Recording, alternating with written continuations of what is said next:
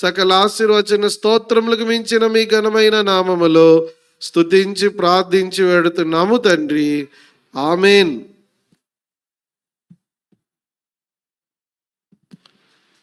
యేసు ప్రభువారు జన్మించిన సందర్భంగా భూలోకమంతటా కూడా పండగ ఆచరించబడతా ఉంది. இயேசு கிறிஸ்து பிறந்த நாளை உலகம் முழுவதும் பண்டிகையாக ஆசரித்து வருகிறார்கள். ఇది ఒక ప్రాంతానికి మాత్రం కాదు, இது ஒரு குறிப்பிட்ட பகுதிக்கு மாத்திரமல்ல, ఇది ఒక భాషస్థులకు మాత్రమే కాదు, இது சில மொழியை சார்ந்தவர்களுக்கு மாத்திரமல்ல, ఇది భూలోకమంతటా కూడా క్రిస్మస్ సెలబ్రేషన్ జరుగుతా ఉంది. உலகம் முழுவதும் கிறிஸ்துமஸ் பண்டிகை கொண்டாடப்பட்டு வருகிறது. అయితే ஆனாலும் మనం పండగ చేయడానికి మాత్రమే యేసు ప్రభువారు పుట్టలేదు. நாம் பண்டிகை கொண்டாடுவதற்காக மாத்திரம் ஆண்டவர் பிறக்கவில்லை.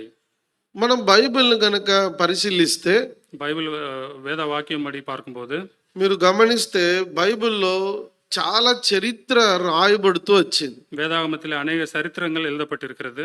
స్థలాల గురించి అయిన చరిత్ర ఉంది, இடத்தை பத்தி சரித்திரம் இருக்கிறது, పేర్ల గురించి అయిన చరిత్ర ఉంది, பெயர்களை குறித்து வரலாறு இருக்கிறது, మనుషులు, రాజులు లేక ప్రవక్తలు వారి అందరి యొక్క ప్రాంతాలు, పేర్లు రాయబడుతూ వచ్చింది. மனிதர்கள், ராஜாக்கள், தீர்க்கதரிசிகள், அவருடைய இடங்கள், அவருடைய பெயர்கள் எழுதப்பட்டிருக்கிறது. ఇలాగ అనేకమైన విషయాలు ఖచ్చితంగా రాయబడుతూ వచ్చింది. இப்படிப்பட்ட அநேக விஷயங்கள் தெளிவாக எழுதப்பட்டிருக்கிறது. యేసు ప్రభువారు పుట్టుకను గురించి కూడా చరిత్రలో మనకు రాయబడుతూ వచ్చింది. ఆధారాలు ఎన్నో కనబడతా ఉన్నాయి. இயேசு கிறிஸ்துவின் பிறப்பை குறித்த வரலாறுல எழுதப்பட்டிருக்கிற ஆதாரங்கள் அநேகம் இருக்கிறது. బైబిల్ చెప్తా ఉంది యేసు ప్రభువారు కన్యక గర్భమందు పుట్టాడు. வேதாகமம் சொல்லுகிறது இயேசு கிறிஸ்து கன்னிகை கர்ப்பத்திலே பிறந்தார். ఇది వాస్తవం. இது உண்மையே.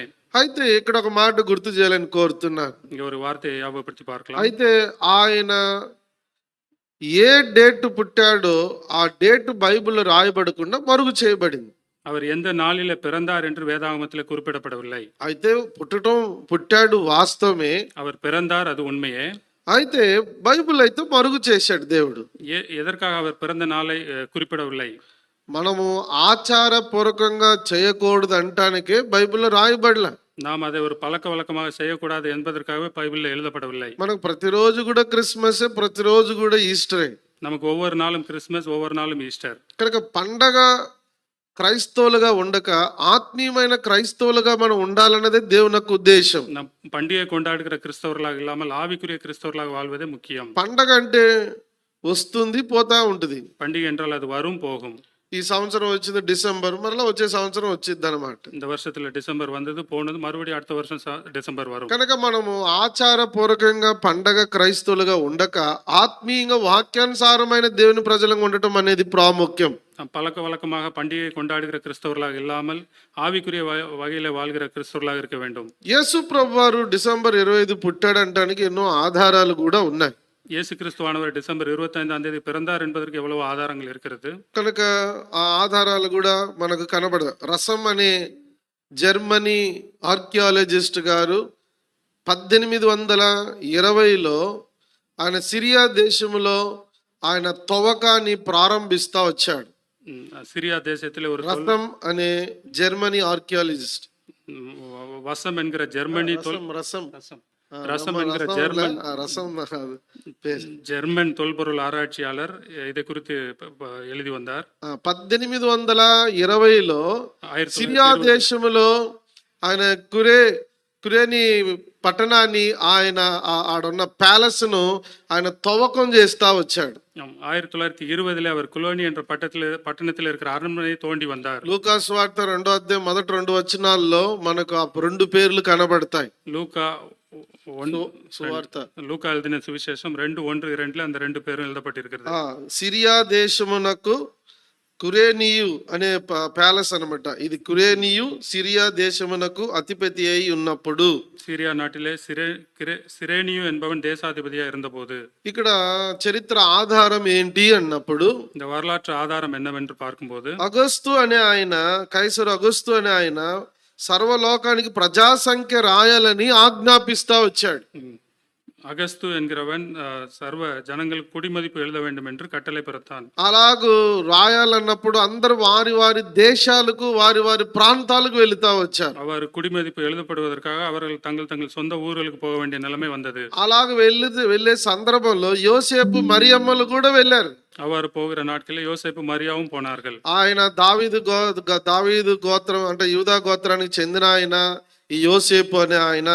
யோசேப்பு தாவீது யூதா வம்சத்தானபடியினால் కనుక ఆయన బెత్లెహేముకి వెళ్ళాల్సిన పరిస్థితి ఏర్పడతా వచ్చింది. அவன் பெத்லெஹேமுக்கு போக வேண்டிய சூழ்நிலை வந்தது. యేసు ప్రభువారు బెత్లెహేములో పుడతాడని ముందుగానే ప్రవచనాలు ఉన్నాయి. இயேசு கிறிஸ்துவான பெத்லெஹேமில் பிறப்பார் என்று முன்னாடியே தீர்க்க தரிசனம் ఆ சொல்லப்பட்டது. ప్రవచనం నెరవేరినట్లుగా యేసు ప్రభువారు అక్కడ పుట్టడానికి యోసేపు మరియమ్మలు బెత్లెహేముకు వెళుతూ వచ్చారు. ఈ వాక్య ఆధారం రీతిగా మనం చూస్తే அந்த தீர்க்க தரிசனம் நிறைவேறும்படியாக இயேசு கிறிஸ்துவானர் பெத்லெஹேமில் பிறப்பதற்காக யோசேப்பு மரியாளும் பெத்லெஹேமுக்கு போனார். కనుక ఈ లూకాసు వార్త 2వ అధ్యాయంలో చూస్తే లూకా 2 பார்க்கும்போது బెత్లెహేముకు వారు వెళ్ళారు. ఎందుకు వెళ్ళారు అంటే பெத்லெஹேம் ప్రజా సంఖ్యలో వారి పేర్లు నమోదు చేయబట్టడానికి వెళ్ళారు. பெத்லெஹேமுக்கு அவர்கள் குடிமதிப்பு எழுதப்படுவதற்காக அவர்கள் போனார்கள். అప్పటికే మరియమ్మ నిండు గర్భముతో కనబడతా ఉంది. அப்பொழுதே மரியாள் நிறைமாத கர்ப்பிணியாக இருந்தார். ఆమె ఎప్పుడైతే బెత్లెహేముకి వెళ్ళిందో எப்பொழுது அவர்கள் பெத்லெஹேமுக்கு போனார்களோ దేవుని వాక్యంలో రాయబడిన రీతిగా 6-7 వచనాల్లో యేసు ప్రభు వారి పుట్టుకను గురించి రాయబడుతూ వచ్చింది. தேவனுடைய வாக்கியத்தில் 6-7 சொல்லப்பட்டிருக்கபடி அவருடைய பிறப்பை குறித்து எழுதியிருக்கிறது. కనుక యేసు ప్రభు వారు బెత్లెహేములో పుట్టాడు వాస్తవం. இயேசு கிறிஸ்து பெத்லெஹேமில் பிறந்தார் உண்மையே.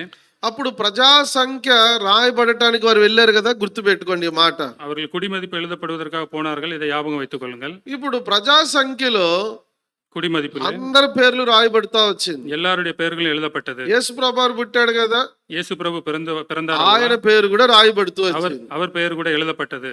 కనుకనే ఇది చరిత్ర ఆధారం, இது வரலாற்று ఆధారం. ఈ రసం అనే జర్మనీ ఆర్కాలజిస్ట్ ఆయన సిరియాలో కురేని ప్యాలెస్ లో తవ్వకం చేసినప్పుడు పైపారస్ అనే ఆ రాతలు దొరుకుతా వచ్చింది. இந்த ரசம் என்கிற கிரேக்கு தொல்பொருள் ஆராய்ச்சியாளர் இந்த சிரியா நாட்டில் கிரணி என்கிற அரண்மனையில அவன் ஆராயும் பொழுது పైపారస్ అనే డాక్యుమెంట్స్ దొరుకుతా వచ్చింది. சில எழுத்துக்கள் காணப்பட்டது. ఇవన్నీ పైపారస్ అనే ఒక చెట్టు బెరడుకు రాసేవారు ఆ దినాల్లో. சில ஓலைச்சுவடிகள் அந்த நாட்களில் எழுதுவார்கள் అల్వా, அது காணப்பட்டது. అవి దొరికినప్పుడు அது கிடைத்த பொழுது ప్రజా సంఖ్య ఎంతని వారు కనిపెడతా వచ్చారు, రాయబడింది చూస్తా వచ్చారు. அப்பொழுது எவ்வளவு பேர் அங்கே குடிமதிப்பு எழுதப்பட்டார்கள் என்ற எண்கள் எழுதப்பட்டிருந்தது. 42,33,000 మంది ఆ ప్రజా సంఖ్యలో రాయబడుతూ మనకు ఎవిడెన్స్ దొరుకుతా వచ్చింది. 42,33,000 பேர் அங்க குடிமதிப்பு எழுதப்பட்டிருக்கிறது, அதில் எழுதப்பட்டிருந்தது. వారిలో యేసు ప్రభువారు కూడా కనబడతా ఉన్నాడు. அதுல இயேசு கிறிஸ்துவானவர் கூட காணப்பட்டார். యేసు ప్రభువారు ఏ తారీఖు పుట్టాడని కనబడతా ఉంది. இயேசு கிறிஸ்து எந்த இடத்துல பிறந்தார் என்பது கூட காணப்படுகிறது. ఏ తారీఖు పుట్టాడని రాయబడుతూ వచ్చింది. எந்த డేట్ எந்த தேதியில பிறந்தார் என்பது கூட எழுதப்பட்டிருக்கிறது. డిసెంబర్ మాసం 25వ తారీఖు యేసు ప్రభువారు పుట్టాడు అంటానికి ఎవిడెన్స్ అన్నమాట అది. அது ஆண்டவர் டிசம்பர் 25 பிறந்தார் என்பதற்கு ஆதாரம். ఇప్పటికి కూడా ఈ ఎవిడెన్స్ ఆ మ్యూజియంలో కనబడతా ఉంది సిరియా దేశంలో. இப்பொழுது கூட அங்கே அது மியூசியத்தில் அந்த ஆதாரம் வைக்கப்பட்டிருக்கிறது. కనుక ఇలాగ చరిత్రలో మనం ఆధారాలు ఎన్నో చెప్పుకోవచ్చు. இப்படி வரலாற்றிலே அநேக ஆதாரங்களை நாம் பார்க்கலாம். ఇంకొక చరిత్ర కూడా ఉంది, இன்னொரு வரலாறு கூட இருக்கிறது. AUC అంటారు. అంటే దాని సందర్భం రోమా పట్టణము నిర్మాణమైన తర్వాత 754వ సంవత్సరం. AUC என்று சொல்வார்கள். ரோமா நகரம் நிர்ணயிக்கப்பட்ட பின்பு 754వ సంవత్సరం. 754வது ஆண்டு. తివిత్ మాసం 15వ దినమున యేసు ప్రభువారు పుట్టాడని అక్కడ కూడా మనకు ఆధారం దొరుకుతా వచ్చింది. திபித் மாசம் 11ஆம் தேதி 15వ తారీఖు 15ஆம் தேதியில இயேசுவானவர் பிறந்தார் என்று எழுதப்பட்டிருக்கிறது. కనుక అది కూడా ఆ దినమున చరిత్రకారులు తెలియజేసిన విషయాలు అన్నమాట. இது கூட அந்த நாட்களில் வரலாறு மூலமாக கிடைக்கிற விஷயம். ఇట్లా చరిత్రలో ఇంకా చాలా ఆధారాలను ఇలా చెప్పుకుంటూ పోవచ్చు. இவ்வாறு வரலாற்று மூலமாக அநேக ஆதாரங்களை சொல்லிக்கொண்டே ఇప్పుడు போகலாம். జనవరి 1 మనం అందరం కూడా న్యూ ఇయర్ సెలబ్రేషన్ చేస్తా ఉన్నాం. ஜனவரி 1ஆம் தேதி நாம் புத்தாண்டு கொண்டாடுகிறோம். ఆ జనవరి 1 న్యూ ఇయర్ చేయడానికి కూడా ఒక కారణం ఉంది. ஜனவரி 1ஆம் தேதி புத்தாண்டு என்று சொல்வதற்கு கூட ஒரு காரணம் உண்டு. న్యూ ఇయర్ అని మనం చేస్తున్నాము. இந்த புத்தாண்டு கொண்டாடுகிறோம். అయితే వాస్తవానికి జనవరి 1 1వ తారీఖున యేసు ప్రభువు సున్నతి చేయబడుతూ వచ్చాడు. ఇందాక మనం లూకా సువార్త 2వ అధ్యాయంలో చదివిన విషయం అన్నమాట అది. லூக்கா 2 மூலமா பார்க்கும்போது ஜனவரி 1ஆம் தேதி இயேசு கிறிஸ்துவானவர் சுன்னத் செய்யப்படுகிறார். జూలియస్ క్యాలెండర్, జూలియస్ క్యాలెండర్ ఒకటి ఉంది, గ్రెగోరియన్ క్యాలెండర్ ఒకటి ఉంది, హీబ్రూ క్యాలెండర్ ఉంది. ஜூலியஸ் கேலண்டர், கிரிகோரியன் கேலண்டர், எபிரேய கேலண்டர் என்று இருக்கிறது. పోప్ జూలియస్ అనే ఆయన జనవరి మాసం ఆయన ఒక క్యాలెండర్ ఆయన తయారు చేస్తా వచ్చాడు. ஜூலியஸ் என்கிறவர் ஜனவரி மாசம் வைத்து ஒரு கேலண்டர் ஏற்பாடு செய்தார். ఇప్పుడు జనవరి 1వ తారీఖు నుండి వెనక్కి మనం 8 రోజులు వెనక్కి వెళితే డిసెంబర్ 25 వచ్చింది అన్నమాట. జనవరి 1కు మున్பாக 8 நாட்கள் முன்பாக போகும்போது డిసెంబర్ 25 నేను చెప్పేది జనవరి 1 నుండి వెనక్కి 8 రోజులు వెళితే 25వ తారీఖు డిసెంబర్ వచ్చింది అన్నమాట. జనవరి 1కు మున్பாக நாம் 8 நாட்கள் பின்பு போகும்போது డిసెంబర్ 25 యేసు ప్రభువు పుట్టిన కాడి నుంచి 8 రోజులు లెక్క పెడితే జనవరి 1వ తారీఖు వచ్చింది అన్నమాట. యేసు క్రీస్తు பிறந்த பின்பாடு 8 நாட்கள் அதுல சேர்த்தால் జనవరి 1ஆம் అంటే தேதி 25వ తారీఖు యేసు ప్రభువు పుట్టాడు, డిసెంబర్ 25ல ஆண்டவர் பிறந்தார். జనవరి 1వ తారీఖు యెరూషలేములో యేసు ప్రభువు ఆయన ప్రతిష్ఠించబడ్డాడు, సున్నతి చేయబడుతా వచ్చాడు. జనవరి 1ஆம் தேதியில ஆண்டவர் பிரதிஷ்டை செய்யப்பட்டு விருத்த சேதனம் செய்யப்பட்டார். కనుకనే ప్రపంచమంతా కూడా జనవరి 1 న్యూ ఇయర్ సెలబ్రేషన్ చేస్తా ఉన్నారు. உலகம் எங்கும் இருக்கிற ஜனங்கள் புத்தாண்டாக கொண்டாடுகிறார்கள். అంటే వాళ్ళకి తెలియక న్యూ ఇయర్ సెలబ్రేషన్ చేసుకుంటున్నారు. ఎందుకు ఏంటి అనేది అర్థం కాల. அவர்களுக்கு என்னவென்று எதற்கு என்று தெரியாமலே புத்தாண்டை கொண்டாடுகிறார்கள். ఇవన్నీ చరిత్రలో మీరు కనుక వెతకగలిగితే నేను చెప్పినన్ని కూడా ఉన్నాయి, ఇంకా చాలా ఉన్నాయి చరిత్ర విషయాలు. இதெல்லாம் வரலாற்றிலே சொல்லப்பட்டிருக்கிற காரியங்கள் அநேகம் உண்டு. అనేక మంది ఆర్కియాలజిస్ట్ ఎవిడెన్స్ ఇచ్చారు, అనేక మంది చరిత్రకారులు రాస్తూ వచ్చారు, తెలియజేస్తూ వచ్చారు. అనేక வரலாற்று நாயகர்கள், தொல்பொருள் ஆராய்ச்சியாளர்கள் இதை குறித்து எழுதியிருக்கிறார்கள். సరే, ఇప్పుడు ఇవన్నీ కూడా నేను ఎందుకు గుర్తు చేస్తున్నాను అంటే, இது எல்லாம் எதற்கு யாவம் செய்கிறோம் என்றால், ఎందుకు గుర్తు చేస్తున్నాను అంటే எதற்காக మన పండగ చేయడానికి కాదు నేను గుర్తు చేసేది, நான் பண்டிகை ஆசரிப்பதற்காக அல்ல. యేసు ప్రభువు పుట్టాడు, వాస్తవం. இயேசு கிறிஸ்து பிறந்தார், அது உண்மை. అందులో అనుమానం ఏం లేదు. அதுல எந்த ஒரு சந்தேகமும் இல்லை. యేసు ప్రభువు ఈ భూమి మీదకి వచ్చాడు. యేసు క్రీస్తు இந்த ఆయన உலகத்துக்கு வந்தார். పుట్టలోని ఆశ్చర్యం ఏంటి అంటే, அவர் பிறந்ததிலே அதிசயம் ఆయన என்னவென்றால், పుట్టక ముందు ఆయన గురించి ప్రస్తావించబడతా వచ్చింది, ప్రవక్తల ద్వారా చెప్పబడతా వచ్చింది. அவர் பிறப்பதற்கு முன்பே தீர்க்கதரிசிகள் மூலமாக அவருடைய பிறப்பை குறித்து మనం சொல்லப்பட்டிருக்கிறது. చదివిన లూకా సువార్త 1వ అధ్యాయంలో కూడా, మనం చదివిన వచనాలలో కూడా అక్కడ కనబడతా ఉంది. நாம் வாசித்த லூக்கா 1ஆம் அதிகாரத்துல கூட அது காணப்படுகிறது. అక్కడ మధ్యలో ఒక మాట ఉంది చూడండి, ప్రవక్తల ద్వారా నాకు చదివాము.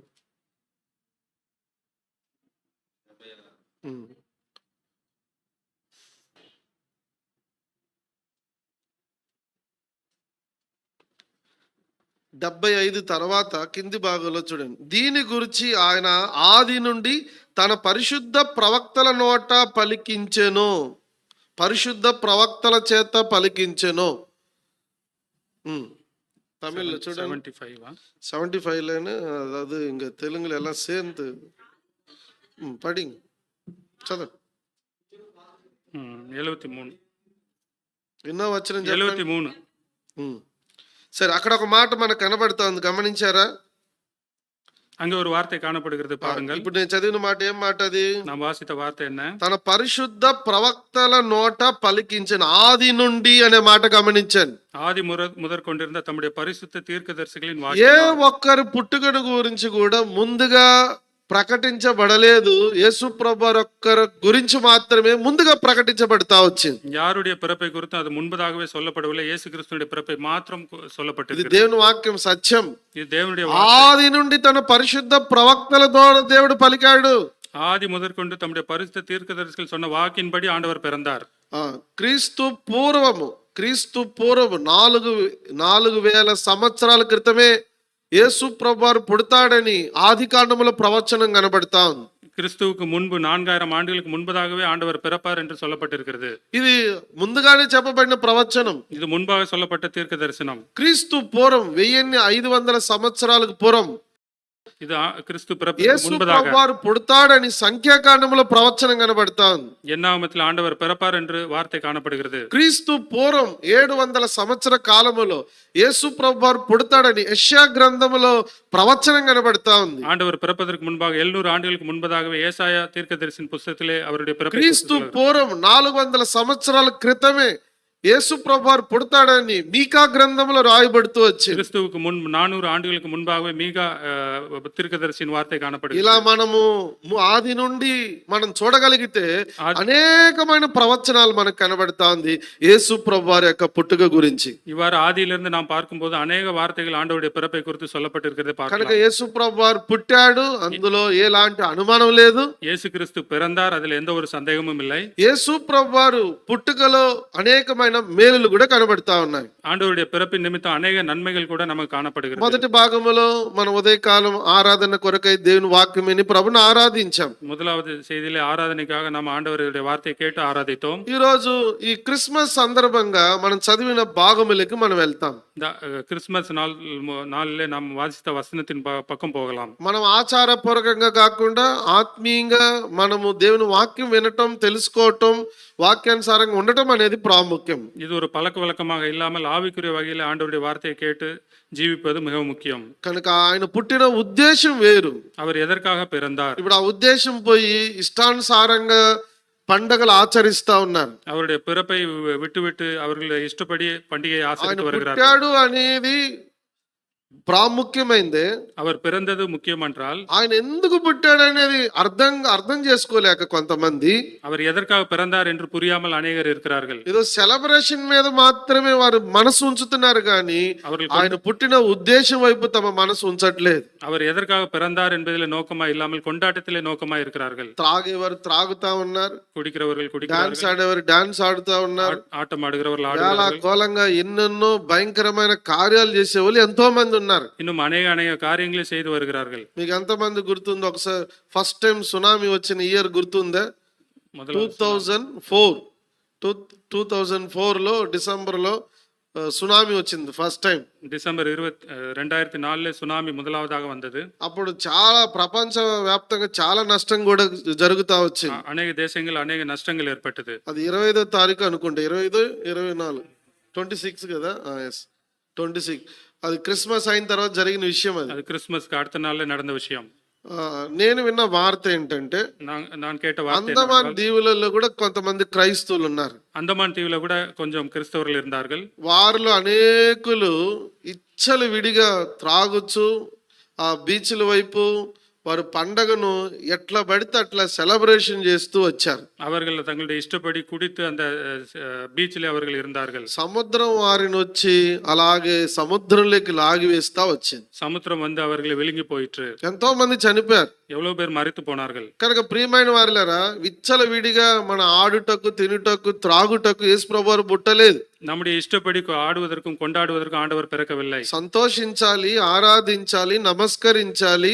ప్రభు పుట్టిన ఉద్దేశాన్ని ఎరిగి ఆ ఉద్దేశాన్ని మన జీవితంలో మనం కలిగి ముందుకెళ్ళటం అనేది ప్రాముఖ్యం. ஆண்டவர் எதற்காக பிறந்தார் என்பதை வைத்து அதை சந்தோஷத்தோடு அவரை வணங்க வேண்டும். ప్రభుని స్తుతించాలి, ஆண்டவரை ஆராதிக்க வேண்டும். దేవుని ఉద్దేశాన్ని ఎరిగి தேவனுடைய நோக்கத்தை அறிந்து అలాగ మనం బ్రతుకుట నిజమైన క్రిస్మస్. அவ்வாறு நாம் ஜீவிப்பதே உண்மையான கிறிஸ்துமஸ். కనుక ప్రియమైన వారలారా, మనం చదివిన భాగములోకి మనం వెళ్తాం. நாம் வாசித்த வசனத்துக்கு போவோம். లూకా సువార్త మొదటి అధ్యాయంలో லூக்கா 1ஆம் அதிகாரம் 68వ వచనములో 68ஆம் ఒక வசனம் మాట గుర్తు చేసి కొన్ని మాటలు మనం ధ్యానం చేస్తాం. சில வார்த்தைகளை ప్రభు అయిన ఇశ్రాయేలు దేవుడు స్తుతింపబడును గాక, ఆయన తన ప్రజలకు దర్శనం ఇచ్చి అనే మాట గమనించారు. இஸ்ரவேலின் தேவனாகிய கர்த்தருக்கு ஸ்தோத்திரம் உண்டாவதாக. அவர் తన ప్రజలకు దర్శనం ఇచ్చి, తన ప్రజల దగ్గరికి వచ్చాడు, తన్ను కనపరుచుకున్నాడు. దర్శనం అంటే அவர் தம்முடைய பிள்ளைகளுக்கு காண்பித்தார், தன்னை காண்பித்தார். వీళ్ళకి తెలుగు ట్రాన్స్లేషన్ లో మనకు దర్శనం ఇచ్చి అనే మాట రాయబడుతూ వచ్చింది. சொல்லுங்க, அப்படியே சொல்லுங்க. ஆண்டவர் தன்னை காண்பிப்பதற்காக அவர்களுக்கு முன்பாக అంటే దర్శనం ఇచ్చారంటే ప్రభు ఆయన వచ్చాడు ఆయన వచ్చిన విషయాన్ని గురించి రాయబడతా వచ్చింది. ஆண்டவர் வந்தார் என்கிற காரியத்தை, பிறந்தார் என்கிற காரியத்தை குறித்து எழுதப்பட்டிருக்கிறது. సరే, దర్శనం ఇచ్చాడంటే ఆయన ఈ లోకానికి వచ్చాడు, కొన్ని పదాలు రాయబడతా వచ్చింది. ஆண்டவர் தன்னை காண்பித்தார் என்றார், அவர் இந்த உலகத்திற்கு வந்தார் என்ற காரியங்கள் காணப்படுகிறது. పుట్టేను, నేడు దావీదు పట్టణమందు మీ కొరకు రక్షకుడు పుట్టేను అనే మాట, పుట్టేను అనే మాట రాయబడి ఉంటుంది. தாவீதின் పట్టణத்திலே ரட்சகர் பிறந்தார் என்ற வார்த்தை எழுதப்பட்டிருக்கிறது. దర్శనం ఇచ్చాను అనే మాట రాయబడి ఉంది. அவர்களுக்கு நான் என்னை காண்பித்தேன் என்ற வார்த்தை ఇదే எழுதப்பட்டிருக்கிறது. లూకా 1:79 லூக்கா 1:79 అరుణోదయ దర్శనం అనుగ్రహించిన మాట రాయబడి ఉంటుంది. அருணோதயம் தோன்றிய அருணோதயம் நம்மை అరుణోదయ சந்தித்திருக்கிறது. దర్శనం అనుగ్రహించిన మాట ఉంటుంది. அருணோதய தரிசனம் என்று சொல்லப்பட்டிருக்கிறது. తిమోతి పత్రికలో సత్యరుడిగా ప్రత్యక్షుడాయను అనే మాట, ప్రత్యక్షుడాయను అనే మాట రాయబడి ఉంటుంది. தீமோத்தேயுவிலே பிரதிச்சமானார் என்று எழுதப்பட்டிருக்கிறது.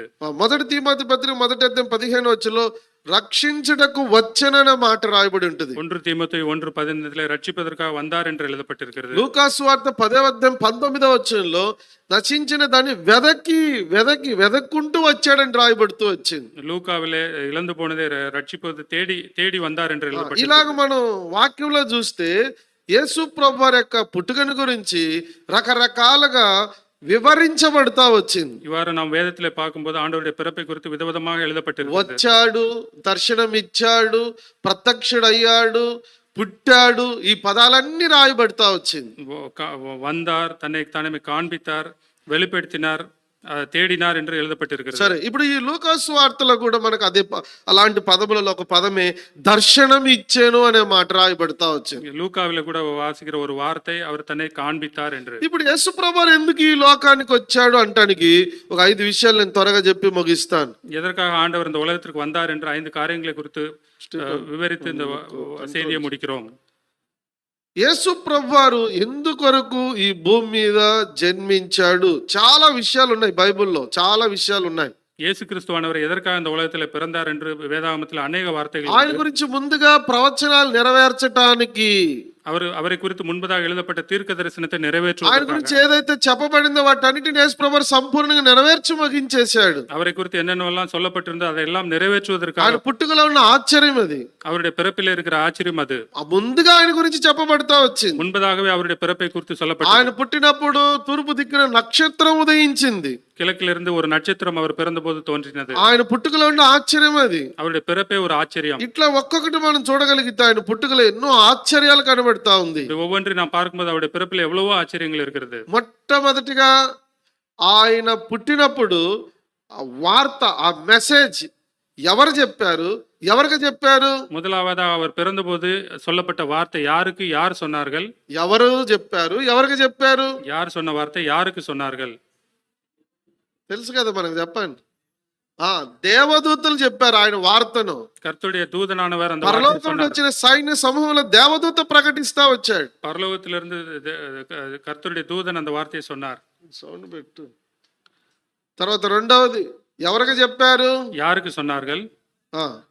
గొర్రెల కాపర్లకు చెప్పారు, ஆடு மேய்ப்பர்களுக்கு சொன்னார்கள். కనుక యేసు ప్రభు వారి యొక్క పుట్టుకలో ఇలాంటి ఆశ్చర్యాలు ఇంకా ఎన్నో ఉన్నాయి. ஆண்டவருடைய பிறப்பிலே எவ்வளவோ ஆச்சரியங்கள் இவ்வாறு காணப்படுகிறது. సరే, ఇప్పుడు యేసు ప్రభు వారు ఎందుకు పుట్టాడు అంటానికి కొన్ని మాటలు మనం ధ్యానం చేస్తున్నాం. இயேசு கிறிஸ்துவானவர் எதற்காக பிறந்தார் என்று சில வார்த்தைகளை பார்ப்போம். చాలా ఉన్నాయి, అందులో ఒక 5 మాటలు మనం తీసుకుంటున్నాం. ఈ లూకా సువార్తలో 10 విషయాలు ఉన్నాయి, అయితే నేను 5 మీకు గుర్తు చేస్తున్నా.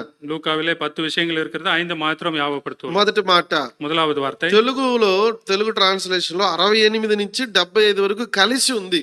కాబట్టి కరెక్ట్ వచనాలు మీకు కరెక్ట్ గా తమిళ ట్రాన్స్లేషన్ వాళ్ళకి చెప్పలేకపోతున్నాం. మీరు చెప్పే పదాలని, చదివే పదాలని గమనించండి, జాగ్రత్తగా అర్థం చేసుకోండి. தெலுங்கிலே 68 75 வரைக்கும் சேர்ந்து இருக்கிறது. அதை நாம் தியானிப்போம். సరే, ఇప్పుడు మొదటి మాట గుర్తు చేయండి. యేసు ప్రభువారు ఎందుకొరకు జన్మించాడు ఈ భూమి మీద? இயேசு கிறிஸ்து இந்த பூமியில எதற்காக பிறந்தார்? మొదటి మాట, முதலாவது வார்த்தை వారికి విమోచనము కలుగజేసెను. ఆయన తన ప్రజలను దర్శించి వారికి విమోచనము కలుగజేసెను అనే దగ్గర ఆగుదాం. அவர்களுக்கு மீட்பை உண்டாக்கினார். ఇప్పుడు మొట్టమొదటి మాట ఏంటి? முதலாவதாக యేసు ప్రభువారు ఈ భూమి మీదకి రావటానికి గల ఉద్దేశం ఏంటి? இயேசு கிறிஸ்து இந்த பூமியில பிறப்பதற்கு நோக்கம் என்ன? ఆయన తన ప్రజలకు దర్శనమిచ్చి వారికి విమోచనము కలుగజేసెను. அவருடைய ஜனத்துக்கு பாவ மன்னிப்பாகிய ரட்சிப்பை தெரியப்படுத்தி విమోచనము, அவர்களுக்கு మీட்పు. மீட்பை கொடுத்தார். ఆయన విమోచనము కలుగజేయటానికి ఈ లోకానికి దర్శనం ఇచ్చాడు. அவர்களை மீட்பதற்காக ஆண்டவர் அவர்களுக்கு தரிசனமானார். విమోచనం అంటే ఏంటి? மீட்பு என்றால் என்ன? అర్థమవుతుంది ఈ పదాలు? వినండి, నా వైపు చూడండి. చాలా డల్గా ఉన్నట్టున్నారు మీరు. ఏంటి బ్రదర్, మమ్మల్ని పండగ చేయనీయకుండా ఈరోజు మీటింగ్ పెట్టి ఇట్లా అల్లాడిస్తున్నారు అనుకుంటున్నారు ఏంటి? వినండి, கேளுங்கள். ఇప్పుడు ఏం చెప్పాను? విమోచనము అంటే మనకేం అర్థం అవుతుంది? மீட்பு என்றால் என்ன, நமக்கு என்ன புரிகிறது? విమోచన అంటే నేను చెప్పుకుంటా పోతే మీకు అర్థం కాదు, వర్తమానం.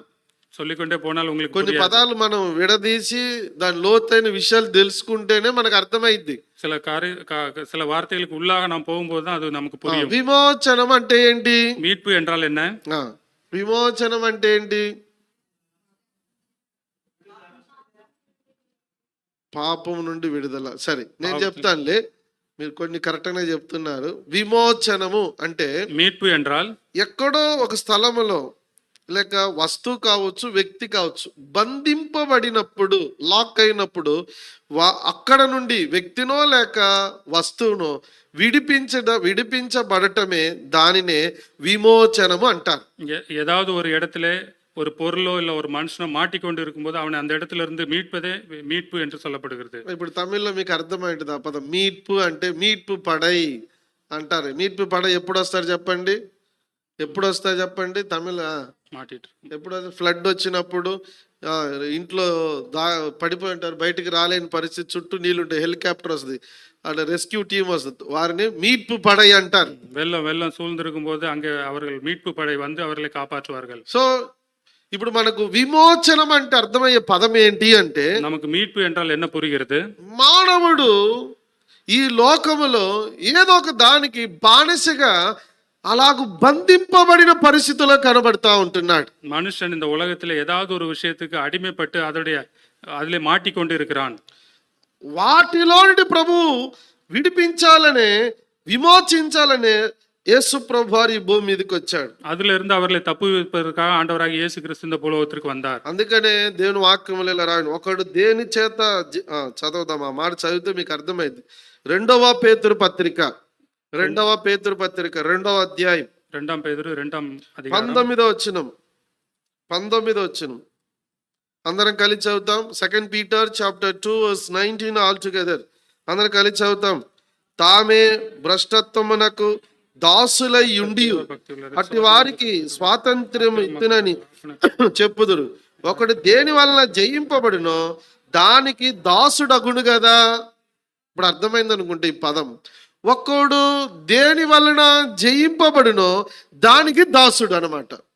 ఎవన్ ஒருவன் எதை ஜெயிக்க முடியாமல் இருக்கிறானோ அதற்கு மாட்டிக்கொண்டு இருக்கிறான். ఒకడు దేని చేత జయింపబడుతున్నాడో వాడు దానికి దాసుడు. எதிலிருந்து விடுவிக்கப்படுகிறானோ அதற்கு அவன் அடிமையாக இருக்கிறான். విడువిక కదనా, ఒకడు దేని చేత జయింపబడుతున్నాడో దానికి వాడు దాసుడు.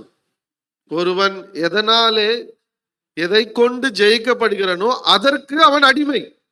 ஒருவன் எதனால ஜெயிக்கப்படுகிறானோ அதற்கு அவன் అడిమయా இருக்கிறான். చూడండి, త్రాగుడు ఉంది కదా, కుడిగారులు இருக்கிறார்கள். ఈ త్రాగుడిని జయించడానికి ఎన్నో ప్రయత్నాలు చేస్తాడు, విడుదల పొందడానికి. అతడి వల్ల కాదు. இந்த குடி பழக்கத்திலிருந்து விடுவிப்பதற்கு எவ்வளவோ முயற்சி செய்கிறார்கள்.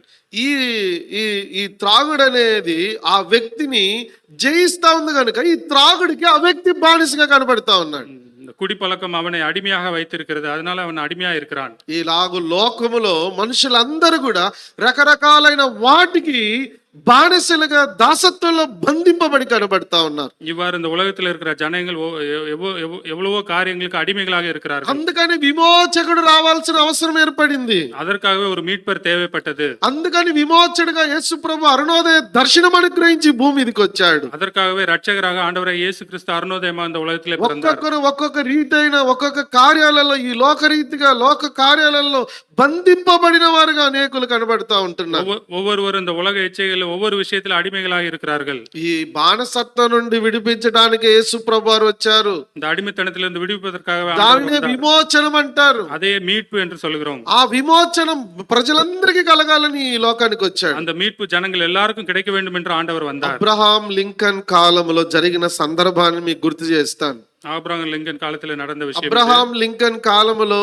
నల్ల జాతి వారు ఆ ఆ దేశములో అమెరికాలో ఎక్కువ శాతం బానిసలుగా అమ్మబడుతున్నారు, కొనబడుతూ ఉన్నారు. ஆபிரகாம் லிங்கன் காலத்திலே கருப்பினத்தவர்கள் அமெரிக்கா தேசத்திலே அடிமைகளாக இருந்தார்கள். కనుక వారు అమ్మబడుతున్నారు, కొనబడుతున్నారు. அவர்கள் விற்கப்பட்டார்கள், அதை வாங்கி ఒకరోజు అబ్రహాం లింకన్ గారు పోతా ఉంటే దారిలో ஒரு நாள் ஆபிரகாம் லிங்கன் போய் கொண்டிருந்த வழியிலே దారిలో ఒక వైపున పెద్ద గుంపు కనబడతా ఉంది. அங்கே ஒரு பெரிய கும்பல் காணப்பட்டது. ఆ గుంపు ఏంటని చూడటానికి ఆయన కారు దిగి దగ్గరికి వెళ్ళాడు. அது என்ன கும்பல் என்று பார்ப்பதற்காக கார்ல இருந்து இறங்கி దగ్గరికి వెళ్తే போனார்கள். பக்கத்துல అక్కడ போகும்போது ఒక ఒక స్త్రీని ఉంచి ఒక ఆయన వేలం పాట పాడుతా ఉన్నాడు. அங்க ஒரு ஸ்திரீக்கு ஒரு ஏலம் விட்டு கொண்டிருந்தார்கள். ఈమె నా బానిస, இது ஒரு అడిமை, నేను ఈమెను అమ్మబోతున్నాను, இதை நான் விற்க போகிறேன், ఎవరైనా ఉన్నారా కొనటానికి ఎవరైనా ఉన్నారా అని ఆయన చెప్తా ఉన్నాడు. இவளை வாங்குவதற்கு யாராவது இருக்கிறீர்களா என்று சொல்லி வந்தார்கள். ఆమె నిలబడి ఏడుస్తా కనబడతా ఉంది. அந்த ஸ்திரீ அங்கே இருந்து அழுது ఈ கொண்டிருந்தார்கள். యజమానుడు నన్ను ఎంతో హింసించాడు, இந்த எஜமான் என்னை எவ்வளவோ இம்சைப்படுத்தினான், ఇప్పుడు ఈ యజమానుడు నన్ను అమ్ముతున్నాడు, இந்த எஜமான் என்னை விற்க போகிறான், ఇప్పుడు ఎవరు నన్ను కొనబోతున్నారో తెలియదు, யார் என்னை வாங்க போறார்களோ నన్ను தெரியாது, ఏం చేస్తారో తెలియదు என்னை என்ன செய்ய అనే போறார்களோ தெரியாது. ప్రశ్నతో బాధతో కృంగిపోయిన స్థితిలో ఆమె కనబడతా ఉంది. அப்படிப்பட்ட ஒரு கேள்வியிலே அவர்கள் அங்கே அழுது கொண்டு நின்று கொண்டிருந்தார்கள். అయితే అబ్రహాం లింకన్ వారి మధ్యకి వెళ్ళి ஆபிரகாம் லிங்கன் அவர்களிடத்தில் ఆమె போய் కొరకు ఎంత వెల నిర్ణయించబడిందో அந்த ஸ்திரீக்கு எவ்வளவு விலை ఆ நிர்ணயிக்கப்பட்டிருந்ததோ వెల ఇచ్చి ఆమెను అక్కడి నుండి విడిపించాడు. దానినే విమోచనము అంటారు. அதற்கு விலை கொடுத்து அந்த ஸ்திரியை அவர் விடுவித்தார். அதற்கு ఇప్పుడు மீட்பு ఆమె என்று బాధతో దగ్గరికి వచ్చింది. அவர்கள் கவலையோடு அங்கே பக்கத்துல ఈయన வந்தார்கள். ఎవరో, இவர் யாரோ, ఈయనేం చేస్తాడు என்ன செய்ய போகிறாரோ అని చింతతో దిగులుతో తల వంచుకొని కన్నీటితో కనబడతా ఉంది ఆ స్త్రీ. அப்படிப்பட்ட ஒரு பயத்தோடு கலகத்தோடு அவர்கள் பக்கத்திலே வந்தார்கள். అయితే ఆయన అన్నాడు, అమ్మా ఈ రోజు నుంచి నేను నిన్ను విడిపించాను, அவர் சொன்னார், இந்த நாள்ல இருந்து உன்னை நான் నీకు விடுவிக்கிறேன், స్వాతంత్రం ఇచ్చాను, உனக்கு சுதந்திரம் கொடுக்கிறேன், నువ్వు స్వాతంత్రంగా బ్రతకవచ్చు అని అంటావు. நீ சுதந்திரமாக வாழலாம். ఆమెకి ఎంత సంతోషం వచ్చి ఉంటది, அவளுக்கு என்ன ஒரு ఎంత சந்தோஷம், నెమ్మది వచ్చి ఉంటది. எவ்வளவு நிம்மதி வந்தது. ఆ బానిస బ్రతుకులో ఆమె ఎంత కృంగి కుమిలి ఎంత బాధను అనుభవిస్తూ వచ్చింది గత కాలంలో. அந்த கடந்த காலத்தில் அந்த அடிமைத்தனத்தில் எவ்வளவோ குறுங்கி போய் வாழ்ந்து வந்தார்கள். అయితే ఇప్పుడు ఒక మాట చదువుతాం రండి. இப்பொழுது ஒரு வார்த்தையை మత్తయి సువార్త, மத்தேயு எழுதின சுவிசேஷம் మత్తయి సువార్త 20వ అధ్యాయం 20ஆம் அதிகாரம் అందరం కలిసి చదువుతాం. 20వ అధ్యాయం 28వ వచనం. 28ஆம் వచనం. మత్తయి సువార్త 20:28వ వచనం అందరం కలిసి చదువుతాం. అలాగే మనుష్య కుమారుడు మనుషకుమారుని పరిచారము చేయించుకొనుటకు రాలేదు గాని పరిచారము చేయుటకును అనేకులకు ప్రతిగా విమోచన క్రయధనముగా తన ప్రాణము నిచ్చుటకు వచ్చెనని చెప్పెను. విమోచన క్రయధనముగా తన ప్రాణము నిచ్చుటకు వచ్చెను. அநேகரை மீட்கும் பொருளாக தம்முடைய ஜீவனை கொடுக்கவும் வந்தார். అనేకులు విమోచించడానికి యేసు ప్రభు ఈ భూమి మీద పుట్టాడు. அநேகரை மீட்கும்படியாக ஆண்டவர் இயேசு கிறிஸ்து இந்த உலகத்திலே பிறந்தார். అనేకులకు విమోచన క్రయధనముగా ఏమిచ్చాడంట? அவர்களுக்கு அதற்கு கிரயமாக ஆண்டவர் என்ன கொடுத்தார்? క్రయధనంగా ఏమిచ్చాడంట? அதற்கு கிரயமாக என்ன கொடுத்தார்? ప్రాణం ఇచ్చేశాడు. యేసు ప్రభు ప్రాణం పణయం పెట్టాడు. தன்னுடைய ஜீவனையே கொடுத்தார். అబ్రహాం లింకన్ ఒక బానిసను ఒకవేళ విమోచించగలుగుతూ వచ్చాడేమో, ஆபிரகாம் லிங்கன் அந்த அடிமையை மீட்டாரோ என்னவோ, ఒక్క బానిసను విమోచించగలుగుతా వచ్చాడేమో, ஒரே ஒரு அடிமையை மீட்டு வந்தாரோ என்னவோ. యేసు ప్రభువు అనేకులను విమోచించుటకు తన ప్రాణమే పెట్టేశాడు. இயேசு கிறிஸ்து அநேகரை மீட்கும் பொருட்டாக தன்னுடைய ஜீவனை கொடுத்தார். ఈ విమోచన ప్రతి మానవునికి కలిగించడానికి యేసు ప్రభువు 2024 సంవత్సరాల క్రితం ఈ భూమి మీదకి వచ్చాడు. இந்த மீட்பு ஜனங்கள் எல்லாருக்கும் கிடைக்கும்படியா 2024 ஆண்டுகள் ఇప్పుడు యేసు ప్రభువు పుట్టిన ఉద్దేశం ఏంటి అంటే, இயேசு கிறிஸ்து பிறந்ததன் நோக்கம் என்னவென்றால், మానవ కోటి ప్రజలందరూ కూడా బానిసలుగా కనబడుతున్నారు. ஜனங்கள் ఏదో ఒక దాని చేత జయింపబడుతూ బానిస బ్రతుకులు కనబడుతున్నారు. ஏதோ ஒரு விஷயத்தினால அவர்கள் அது அவர்களை ஜெயித்து அடிமைத்தனத்தில் வைத்திருந்தது. ఆ బానిసత్వం నుండి విమోచించడానికి యేసు ప్రభువు ఈ భూమి మీదకి జన్మించాడు. அந்த అడిமைத்தனத்திலிருந்து విడివిப்பதற்காக ஆண்டவர் இயேசு கிறிஸ்து உலகத்திலே பிறந்தார். కొంతమంది త్రాగుడుకు, కొంతమంది జూజమునకు, కొంతమంది అబద్ధమునకు, కొంతమంది మోసమునకు, కొంతమంది సినిమాలకు, కొంతమంది శికారులకు, రకరకాలైన చెడు అలవాట్లకు భూమి మీద అనేకులు బానిసలుగా కనబడుతూ ఉంటున్నారు. சில பேர் சினிமா, சில பேர் குடிக்கு, சில பேர் பொய்க்கு என்று விதவிதமான விதத்தில் அடிமைகளாக இருக்கிறார்கள். ఈ బానిసత్వం నుండి విమోచించబడ్డావా? இந்த అడిமைத்தனத்திலிருந்து విడివిக்கப்பட்டாய். నువ్వు ఎప్పుడైతే బానిసత్వం నుండి విమోచించబడ్డావో అప్పుడే నిజమైన క్రిస్మస్. நீ எப்பொழுது அந்த அடிமைத்தனத்திலிருந்து விடுவிக்கப்பட்டாய் அப்பொழுதே நிஜமான கிறிஸ்மஸ். బానిసత్వం నుండి విడుదల పొందకుండా నువ్వు ఎంత తిని త్రాగినా అదంతా కూడా వ్యర్థమే. அடிமைத்தனத்தில் விடுவிக்கப்படாமல் எவ்வளவு சாப்பிட்டு கொண்டாடினாலும் அது வேஸ்ட். నువ్వు ఎంత క్రొత్త బట్టలు వేసుకుని ఎన్ని బిర్యానీ తిన్నా అవన్నీ కూడా వ్యర్థమే. புது ட்ரெஸ் போட்டுக்கிட்டு பிரியாணி சாப்பிட்டாலும் அது வீண். ఎందుకంటే నువ్వు బానిసత్వంలో ఉన్నావు, పాపానికి బంధింపబడి ఉన్నావు, ఎదరికంటే- చెడు అలవాట్లకు బంధింపబడి ఉన్నావు. எதற்காக நீ அடிமைத்தனத்தில் இருக்கிற அடிமைத்தனத்தில் அகப்பட்டு கொண்டு கெட்ட பழக்கங்களுக்கு నీ அடிமைப்பட்டு இருக்கிறாய். విమోచన కొరకు యేసు ప్రభువారు జన్మించాడు. மீட்புக்காக ஆண்டவர் இயேசு பிறந்தார். ఒకప్పుడు నన్ను కూడా విమోచించాడు. ஒரு நாள் ஆண்டவர் என்னை கூட 1993 సంవత్సరం నేను విమోచించబడుతూ వచ్చాను. 1993 என்னை மீட்டார். ఇంకా ఇక్కడ ఎవరైతే విమోచనము పొందలేదో, இன்னும் இங்க யாராவது దాసత్వం నుండి విమోచనం పొందలేదో, அடிமைத்தனத்திலிருந்து மீட்கப்படாமல் ఈరోజు இருந்தால் మీ జీవితాలు పరిశీలించండి. உன்னுடைய జీవిத்தை యేసు ప్రభువు అందుకొరకు పుట్టాడు, నీ కొరకు పుట్టాడు, నిన్ను విమోచించడానికి పుట్టాడు. இயேசு கிறிஸ்து அதற்காகவே பிறந்தார், உனக்காக பிறந்தார், உன்னை மீட்பதற்காகவே பிறந்தார். ఆయన ఏదో నువ్వు తిని త్రాగటానికి పుట్టలేదు, அவர் ஏதோ சாப்பிட்டு குடிப்பதற்காக பிறக்கவில்லை. నిన్ను విమోచించే ఉద్దేశం. உன்னை மீட்பதற்கு நோக்கம். కనుక ఇప్పుడు మొదటి మాట నేను గుర్తు చేసి ముందుకు దాటి వెళ్తున్నాను. முதலாவது வார்த்தை யாவும் செய்து முன்னாடி போவோம். మొదటగా మనం గుర్తు చేసుకోవాల్సిన మాట, జ్ఞాపకం ఉంచుకోవాల్సిన మాట, విమోచనము కలుగు చేసెను. முதலாவதாக மீட்பை உண்டாக்கினார். ఆయన తన ప్రజలకు దర్శనమిచ్చి వారికి విమోచనము కలుగు చేసెను అనే మాట గుర్తు పెట్టుకుందాం. அவர் தன்னுடைய ஜனங்களுக்கு தரிசனம் செய்து மீட்பை உண்டாக்கினார். ఇప్పుడు ఈ విమోచనం పొందిన వరకు చాలా సంతోషం ఉంటుంది. மீட்பை பெற்றவர்களுக்கு எவ்வளவோ சந்தோஷம். ఇంకా విమోచనం పొందకుండా, విమోచించబడకుండా ఇంకా బానిస బ్రతుకులో ఉన్నవారు మీ జీవితాలు పరిశీలించుకోండి. இன்னும் மீட்கப்படாமல் இன்னும் அந்த அடிமைத்தனத்தில் இருந்தால் உங்களுடைய வாழ்க்கையை சோதித்து பாருங்கள். ఎంతో మంది ఇంకా ఏడుస్తున్నారు, అలవట్టిస్తున్నారు, మమ్మల్ని విడిపించేవారు లేరు, ఈ చెడు అలవాట్ల నుంచి విడిపించేవారు లేరని అలవటిస్తా ఉన్నారు. இன்னும் அநேக ஜனங்கள் இந்த கெட்ட பழக்கத்திலிருந்து எங்களை விடுவிப்பார் யாருமே இல்லையா என்று அங்கலாய்த்து கொண்டிருக்கிறார்கள். కనుక ప్రభు నిన్ను విమోచించడానికి ఈ భూమి మీద జన్మించాడు. ஆண்டவர் உன்னை மீட்கவே இந்த உலகத்திற்கு ఇది வந்தார். మొదటి మాట. இது முதலாவது வார்த்தை. రెండవది, இரண்டாவதாக యేసు ప్రభువారు ఎందుకొరకు పుట్టాడు, ఎందుకొరకు దర్శనం ఇచ్చాడు అంటే, இயேசு கிறிஸ்து எதற்காக பிறந்தார், எதற்காக தரிசித்தார் என்றால், రెండో మాట నేను గుర్తు చేస్తాను, చదువు వినిపిస్తాను, గమనించండి ఆ పదాల్ని. తన సేవకుడైన దావీదు వంశమందు మన కొరకు రక్షణ శృంగమును, అనగా మన శత్రువుల నుండి మనలను ద్వేషించు వారి అందరి చేతుల నుండి తప్పించి రక్షణ కలుగజేసెను. తమిళ్ ఎక్కడుందో గమనించి చెప్పండి. 75 நம்முடைய தாசனாகிய தாவீதின் வம்சத்திலே நமக்கு ரட்சணிய கொம்பை ஏற்படுத்தினார். 74 75 இன்னும் கொஞ்சம் வார்த்தை இருக்கு. தமது ஜனத்தை சந்தித்து மீட்டு கொண்டு நம்முடைய சத்துருக்களின் நின்றும் நம்மை பகைக்கிற யாவருடைய கைகளில் நின்றும் நம்மை ரட்சிக்கும்படிக்கு, రక్షణ కలుగజేసెను, ரட்சிக்கும்படிக்கு. ఇప్పుడు రెండు పదాలు అక్కడ కనబడతాం, జాగ్రత్తగా అర్థం చేసుకోండి. ரெண்டு வார்த்தைகள் இங்கே காணப்படுகிறது பாருங்கள். ఏంటంట మొదటి పదము, முதலாவது பாகம், తన సేవకుడైన దావీదు వంశమందు మన కొరకు రక్షణ శృంగమును అనే మాట గమనించండి. முதலாவது வார்த்தை, நம்முடைய தாசனாகிய தாவீதின் வம்சத்திலே நமக்கு రక్షణీయ கொம்பை ஏற்படுத்தினார். రక్షణ శృంగం అంటే ఎవరి గురించి మాట్లాడుతా ఉంది ఈ మాట? రక్షణీయ கொம்பு என்று ఎవரை குறித்து பேசுகிறது? యేసు ప్రభువారి గురించి మాట్లాడుతాం. యేసు క్రీస్తుவை குறித்து பேசப்படுகிறது. మనం ఆరాధనలో కూడా విన్నాం కదా, లూకాసు వార్త 2లో, ఆరాధన నీ రక్షణ నేను కనులారా చూచి తిని అన్నాడు. రక్షణ అంటే ఎవరు? యేసు ప్రభువారిని డైరెక్ట్ గా చూపిస్తా ఉంది. రక్షిப்பு என்றால் யார்? ఆండవరాగిய యేసు క్రీస్తువే. ఇప్పుడు అర్థం చేసుకోండి, వ్యక్తిగా యేసు ప్రభువే రక్షణగా కనబడతా ఉంటున్నాడు. యేసు క్రీస్తువే రక్షిపాగా కాణப்படுகிறார். లూకాసు వార్త 2లో కూడా మాట మనం గుర్తు చేసుకున్నాం. లూకా 2లో కూడా அந்த வார்த்தை காணப்படுகிறது. 32లో, నీవు సకల ప్రజల ఎదుట సిద్ధపరిచిన నీ రక్షణ నేను కనులారా చూచి తిని అన్నాడు. నీ రక్షణ అంటే యేసు ప్రభువారే రక్షణ, యేసు ప్రభువారి గురించి మాట్లాడుతా ఉంది. యేసు క్రీస్తువే அந்த రక్షిப்பு அவரை குறித்து பேசுகிறது. ఇప్పుడు మనం లూకా సువార్త మొదటి అధ్యాయానికి వస్తాం. లూకా 1వ అధ్యాయం మొదటి మాట గుర్తు పెట్టుకోండి. முதலாவது வார்த்தை రక్షణ గురించి చెప్తున్నా, రక్షణ గురించి చెప్తున్నా. రక్షిపై గురించి சொல்லுகிறது. దావీదు సంతానములో రక్షణ శృంగాన్ని దేవుడు కలుగు చేశాడంటే యేసు ప్రభువారు పుట్టాడని గురించి మాట్లాడతాం. தாவீதின் வம்சத்திலே ரட்சணிய கொம்பை ஏற்படுத்தினார் என்றால் இயேசு கிறிஸ்து பிறந்தார் என்ற வார்த்தை. ఆయన రక్షకుడు, அவர் రక్షகர். యేసు అనగా రక్షకుడు అని భావం. యేసు என்றால் రక్షகర్ என்று అర్థం. ఇప్పుడు ఈ రక్షకుడు ఏం చేశాడు? இந்த రక్షகர் என்ன செய்தார்? రక్షించడానికి వచ్చాడు. ఎందుకు వచ్చాడు, ఎందుకు పుట్టాడంటే రక్షించడానికి పుట్టాడు. எதற்காக அவர் வந்தார், எதற்காக பிறந்தார் என்றால் రక్షిப்பதற்காக வந்தார். రెండవ భాగం ఏం చెప్తుంది? இரண்டாவது பாகம் என்ன சொல்லுகிறது? మన శత్రువుల నుండి మనలను ద్వేషించు వారు అందరి చేతుల నుండి తప్పించి రక్షణ కలుగు చేసెను.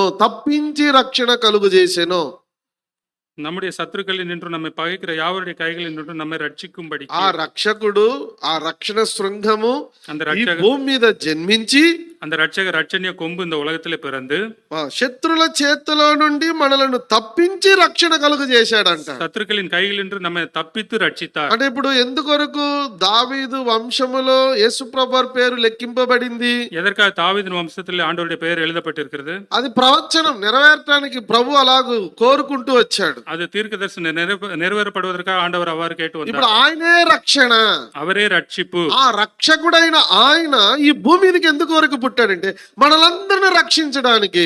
ரட்சகர் எதற்காக இந்த உலகத்துல பிறந்தார் என்றால் நம்ம எல்லாரையும் ரட்சிப்பதற்காக, మన శత్రువుల నుండి మనలను ద్వేషించు వారందరి చేతుల నుండి తప్పించి రక్షణ కలుగు చేశాను. நம்முடைய சத்துருக்களில் நின்றும் நம்மை பகைக்கிற யாவருடைய கைகளில் நின்றும் நம்மை తప్పిத்து రక్షిப்பதற்காக. ఇప్పుడు మనకు సామాన్యంగా అర్థమవుతుంది ఈ మాట. இந்த వార్த்தை లేసాగ ఇప్పుడు చెప్పండి, యేసుప్రభు ఎందుకొరకు దర్శనం ఇచ్చాడు, ఎందుకొరకు పుట్టాడు, ఎందుకొరకు రక్షణ శృంగంగా ఈ లోకానికి వచ్చాడు? எதற்காக ஆண்டவர் இந்த உலகத்திற்கு பிறந்தார், எதற்காக இந்த உலகத்திற்கு வந்தார், எதற்காக ரட்சணிய கொம்பாக வந்தார், ఎందుకొరకు எதற்காக? చెప్పండి, ఎందుకొరకు? మనలను రక్షించడానికి, நம்மை రక్షిப்பதற்காக, శత్రుల చేతిలో నుండి, ద్వేషించు వారి చేతిలో నుండి తప్పించి రక్షించుటకు రక్షకుడుగా భూమి మీద జన్మించాడు. சத்துருக்களில் நின்று நம்மை பகைக்கிற அவர்கள் கைகளில் நின்று நம்மை ரட்சிப்பதற்காக. ఇప్పుడు ఈ రక్షణ అనేది విలువైంది. రட்சிப்பு என்பது விலையேறப்பெற்றது. రక్షణ అనగా తప్పించుట, అక్కడ రాయబడుతూ వచ్చింది కదా, చేతి నుండి తప్పించి రక్షించుటకు. రక్షిப்பு என்பதற்கு అర్థం తప్పించి కాపాడుట, తప్పించుట లేక విడిపించుట. நம்மை காப்பாற்றுவதற்காக, நம்மை விடுவிப்பதற்காக, நம்மை ఎక్కడి தப்புவிப்பதற்காக. నుండి? శత్రు చేతిలో నుండి. எங்க இருந்து? சத்ருவின் கையில் మనకి இருந்து. ఎవరు శత్రువు ఉన్నాడు? நமக்கு யார் சத்ரு? సాతాను, వాని దూతలు శత్రులుగా కనబడుతున్నారు. சாத்தான் அவனுடைய தூதர்கள் நமக்கு சத்ருவா காணப்படுகிறார். ఏంటి ఆ శత్రుత్వం అంటే? அந்த சத்ருத்துவம் என்னவென்றால் మనల్ని నరకానికి తీసుకువెళ్ళాలని సాతాన్ యొక్క ఉద్దేశం. நம்மை நரகத்திற்கு கொண்டு போக வேண்டும் சாத்தானுடைய అది எண்ணம். దేవుని యొక్క ఉద్దేశం ఏంటి?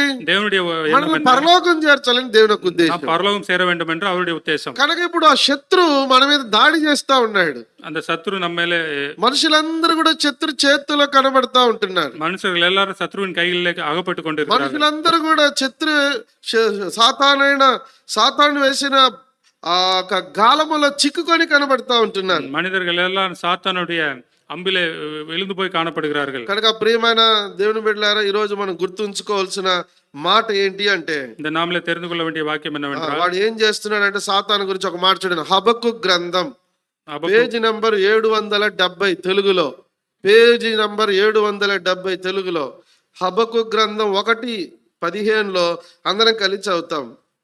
1:15 1:15 అందరం కలిసి చదువుతాం. వాడు గాలము వేసి మానవులను అందరినీ గుర్చి లాగి ఉన్నాడు, ఉరులు ఒగ్గి చిక్కించుకొనుచున్నాడు. వాడు తన వలతో వారిని కూర్చుకొని సంతోషపడి గంతులు వేయిచున్నాడు. ఏం చేస్తున్నట్టు అపవాది? ఒకటి, గాలము వేసి మానవులందరినీ గుర్చి, அரண்களை எல்லாம் பார்த்து நகைத்து. రెండవది ఏం చేసాడు? ఉరులు ఒగ్గి చిక్కించుకొని, ఉరులు ఒగ్గి చిక్కించుకొని. మన్మేడుகளை కువిத்து. మూడవది వలలతో వారిని కూర్చుకొని. మన్మేడుகளை గాలము, తర్వాత ఉరులు, తర్వాత వల. మూడు పదాలు అక్కడ వాడబడతా వచ్చింది. 3 వార్తలు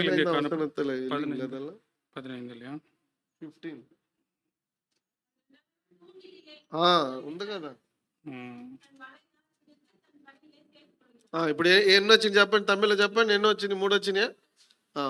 నెంబర్ 1 తూండిల్ అంటే గాలము, రెండోది వలై, మూడోది. ఇప్పుడు 3 రకాలుగా అపవాది మనల్ని చిక్కిస్తా ఉన్నాడు, లాగుతా ఉన్నాడు, గుర్చుతా ఉన్నాడంట. సాతాన్ இந்த 3 విధంగా நம்மை అగపడు. అర్థమైందా లేఖనం మీకు?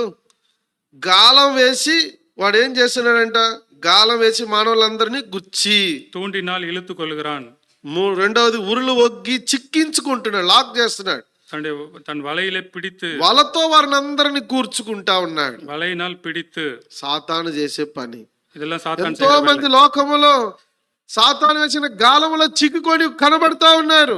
எவ்வளவு பேர் இந்த உலகத்துல சாத்தானுடைய கண்ணியில் அகப்பட்டு கொண்டு இருக்கிறார்கள். ఎంతో మంది సాతాను ఊరులలో చిక్కుకొని ఉన్నారు. சாத்தானுடைய கண்ணியில சிக்கிக் கொண்டு இருக்கிறார்கள். ఎంతో మంది సాతాను వేసిన వలలలో కనబడతా ఉంటున్నారు అక్కడే. சாத்தானுடைய வலையிலே காணப்படுகிறார்கள். అందుకని ఇప్పుడు యేసుప్రభు ఎందుకు పుట్టాడు ఇప్పుడు చెప్పండి. இயேசு கிறிஸ்து எதற்காக பிறந்தார் ఇప్పుడు சொல்லுங்க. మరలా మన లూకా సువార్త మొదటి అధ్యాయానికి వస్తే மறுபடியும் நான் லூக்கா 1க்கு வரும்போது అక్కడ ఏమని రాయబడింది, அங்க என்ன మన சொல்லப்பட்டிருக்கு? శత్రువుల నుండి మనలను ద్వేషించు వారందరి నుండి చేతుల నుండి తప్పించి రక్షణ కలుగు చేసెను. நம்முடைய சத்துருக்களில் நின்று நம்மை பகைக்கிற யாவருடைய கைகளில் நின்று தப்பித்து நம்மை ரட்சிக்கும்படிக்கு. ఇప్పుడు వలైన ఉరులైన గాలమైన వీటన్నిటిలో మానవుడు చిక్కుకొని ఉన్నాడు. இங்க தூண்டிலானாலும் சரி, வலையானாலும் சரி, பரியானாலும் சரி, மனுஷர்கள் இதிலே అపవాది அகப்பட்டு వారిని అలా கொண்டிருக்கிறார்கள். గుచ్చి ఉన్నాడు, అపవాది అలాగూ ఉరిలోకి ఉన్నాడు, అపవాది అలాగూ వల వేసి ఉన్నాడు. சாத்தான் அவ்வாறு நம்மை இழுத்து கொண்டிருக்கிறான், பிடித்து கொண்டிருக்கிறான்.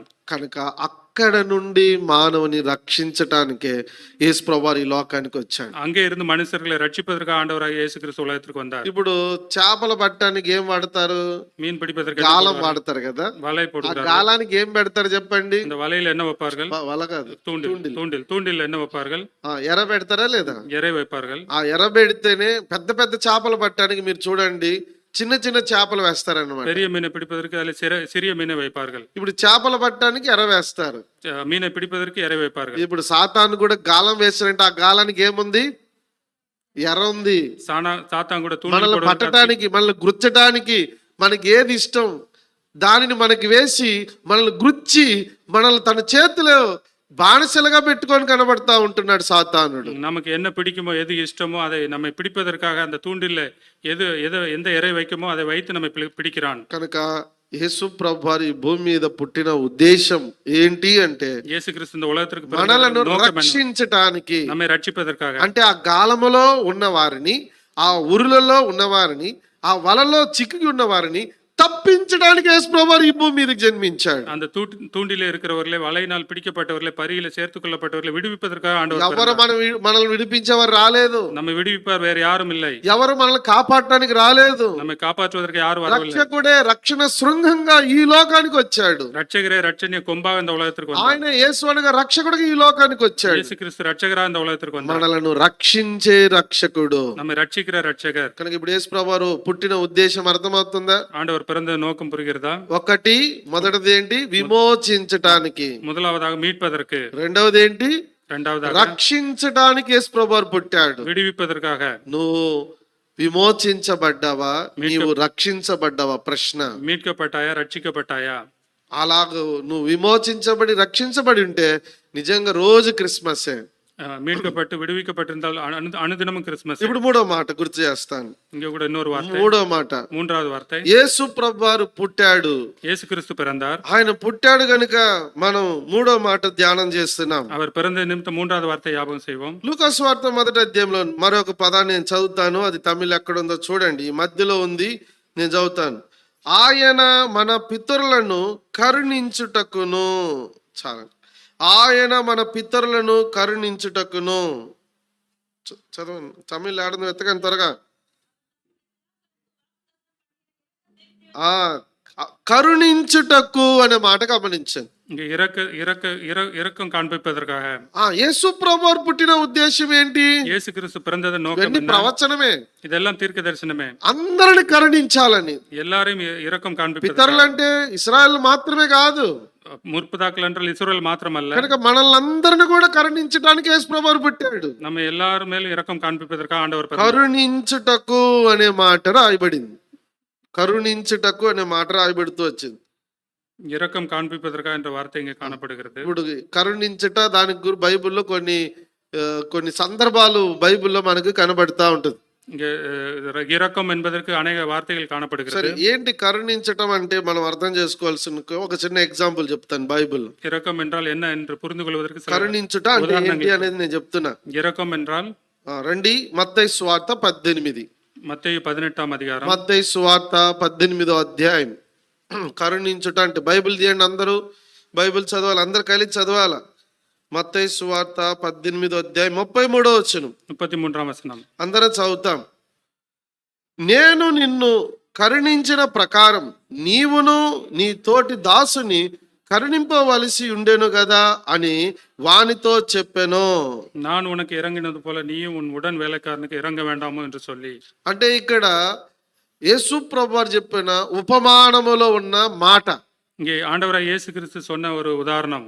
ఏంటి ఈ ఉపమానము? మీరు ఇంటికి వెళ్ళిన తర్వాత నెమ్మదిగా ఈ భాగం అంతా 21వ వచనం నుంచి ఉపమానం స్టార్ట్ అవుతుంది. 28 இருந்து அந்த 21 నుంచి 21 இருந்து அந்த உதாரணம் இருக்கிறது.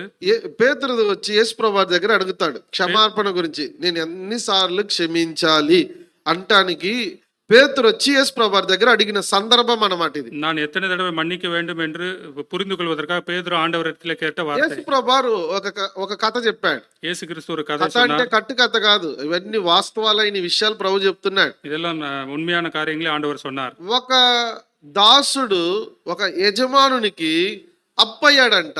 ఎంత? 10,000 తలాంతులు అప్పయ్యాడంట. ஒரு ஊழியக்காரன் தன்னுடைய எஜமானுக்கு கடன் வாங்கியிருந்தான். 10,000 తలాంతులు. 10,000 தாளந்துகள். ఈ 10,000 తలాంతులు పొందిన దాసుని యజమానుడు పిలిచాడు. 10,000 தாளந்து கடன் பெற்றிருந்த அந்த ஊழியக்காரனை அழைத்தான். ఏమైందిరా, వడ్డీ లేదు, అసలు లేదు, నీ జీవితం ఏంటి, ఇస్తావా ఇవ్వ అని అడిగాడు. கடன் வாங்கினா இல்லவா, எப்போ கொடுப்ப, என்ன பண்ணுவ என்று கேட்டான். ఆ యజమానుడు అడిగితే, అయ్యా నా ఎడల ఓర్చుకో, నేను ఇచ్చేస్తాను అని ఈ దాసుడు చెప్పాడు. அந்த ஊழியக்காரன் அவனுக்கு ஆண்டவனே பொறுமையாயிரும், நான் கொடுக்கிறேன் என்று சொன்னான். అప్పుడు ఆ యజమానుడు ఏం చేశాడు అంటే, அந்த எஜமான் என்ன செய்தான், వాణ్ణి కరుణించి அவன் மேல் వాని மனதிறங்கி మీద కనికరపడి அவன் மேல் వాని மனதிறங்கி అప్పంతా క్షమించేశాడు. அவனுடைய கடனை எல்லாம் மன்னித்து ఎంత விட்டான். అప్పు క్షమించాడు? எவ்வளவு கடனை மன்னித்தான்? కొట్టివేశాడు. ఈ అప్పు ఇయ్యొద్దు. ఎంత? 10,000 తలాంతులు. 10,000 தாளந்து கடனை. ఒక తలాంత్ యొక్క వాల్యూ 3,600 అనమాట. ఒక తలాంత్ యొక్క వాల్యూ. ஒரு தாளந்து என்றால் 3,600 ரூபாய்.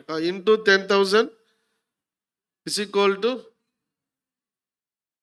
3,60,00,000. 3,60,00,000. 3,60,00,000. ఎంత అప్పు క్షమించబడిండు? எவ்வளவு கடன் மன்னிக்கப்பட்டது? 3,60,00,000 క్షమించబడింది. 3,60,00,000. ఆయన పోతా ఉంటే ఆయన క్షమించబడి ఆయన పోతున్నాడు. அவன் மன்னித்து அவன் போய்விட்டான். ఆయన దగ్గర ఒక ఆయన అప్పయ్యాడు. இந்த ஊழியக்காரனிடத்தில் இன்னொருத்தன் கடன் வாங்கியிருந்தான். ఎంత? 100 దేనారములు. 100 திராம். 100 దేనారము. చూడండి వచనం ఉంది, 100 வெள்ளி பணம். 28 వచనంలో 100 దేనారం. ఒక దేనారం యొక్క వాల్యూ ఎంత? ஒரு வெள்ளி பணம் என்றால் என்ன மதிப்பு? 50 పైసలు. 50 பைசா. ఒక దేనారం అర్ధ రూపాయి అనమాట. 50 paisa 50 paisa into 100 is equal to 50 rupees. 50 రూపాయలు. 50 రూపాయి. 3,60,00,000 క్షమించబడి దాసుడు పోతా ఉన్నాడు. 3,60,00,000 மன்னிக்கப்பட்டு ஊழியக்காரன் போகிறான். ఇప్పుడు వాడి దగ్గర 50 రూపాయలు అప్పైనోడు వచ్చాడు. அவனிடத்துல 50 ரூபாய் கடன் வாங்கியிருந்தவன் வந்தான். ఈ దాసుడు ఏం చేస్తున్నాడంటే, ஊழியக்காரன் என்ன செய்தான், నా 50 రూపాయలు ఇస్తావా ఇవ్వు అని పీక పట్టుకొని జైల్లో వేయించి రకరకాల హింసిస్తా వచ్చాడు. அந்த 50 ரூபாய் நீ எப்போது கொடுப்பாய் என்று அவனை துன்பித்தான். ఇప్పుడు యజమానుడు పిలిచాడు. இப்போது எஜமான் அவனை கூப்பிட்டான். అప్పుడు ఈ 33 వచనం చెప్తున్నాడు, அப்பொழுது இந்த 33 నేను నిన్ను కరుణించిన ప్రకారం நான் నీవు కూడా నీ తోటి దాసుని కరుణింపవలసి ఉండేనో. நான் உனக்கு இறங்கினது போல நீயும் உன் உடன் வேலைக்காரனுக்கு స్టోరీ இறங்க మొత్తం வேண்டாமோ. ఇప్పుడు ఇప్పుడు ఇప్పుడు ముగింపు చెప్తాను, ఈ స్టోరీ యొక్క ముగింపు. இந்த கதையோட முடிவுக்கு வருவோம். ఈ అప్పు అంటే డబ్బుల అప్పు కాదు, ఇది கடன் என்றால் பொருள் கடன் పాపం அல்ல, గురించి మాట్లాడతాం. பாவத்தை குறித்து பேசுகிறது. అందుకని యేసు ప్రభువారు చెప్పాడు 32వ వచనములో, 32వ వచనంలో ఆండவர் சொல்லுகிறார். 32వ వచనం చూడండి. అప్పుడు వాని యజమానుడు వాణ్ణి పిలిపించి, చెడ్డ దాసుడా, నీవు నన్ను వేడుకొంటివి గనుక నీ అప్పంతి క్షమించి తిని అనే మాట గమనించాను. அந்த கடன் முழுவதையும் உனக்கு மன்னித்து விட்டேன். తర్వాత 35వ వచనం గమనించాను. 35వ మీలో ప్రతివాడును తన సహోదరుని హృదయపూర్వకంగా క్షమింపని ఎడల పరలోకపు తండ్రియు ఆ ప్రకారమే మీ ఎడల చేయుననెను. நீங்களும் அவனவன் தன் சகோதரன் செய்த தப்பிதங்களை மனப்பூர்வமாய் மன்னியாமற் போனால் என் பரமபிதா உங்களுக்கு எப்படியே செய்வார். ఇప్పుడు అర్థమయ్యే మాట ఏంటి? இப்போ நமக்கு என்ன புரிகிறது? డబ్బు కాదు, ఏంటది? அது పాపం.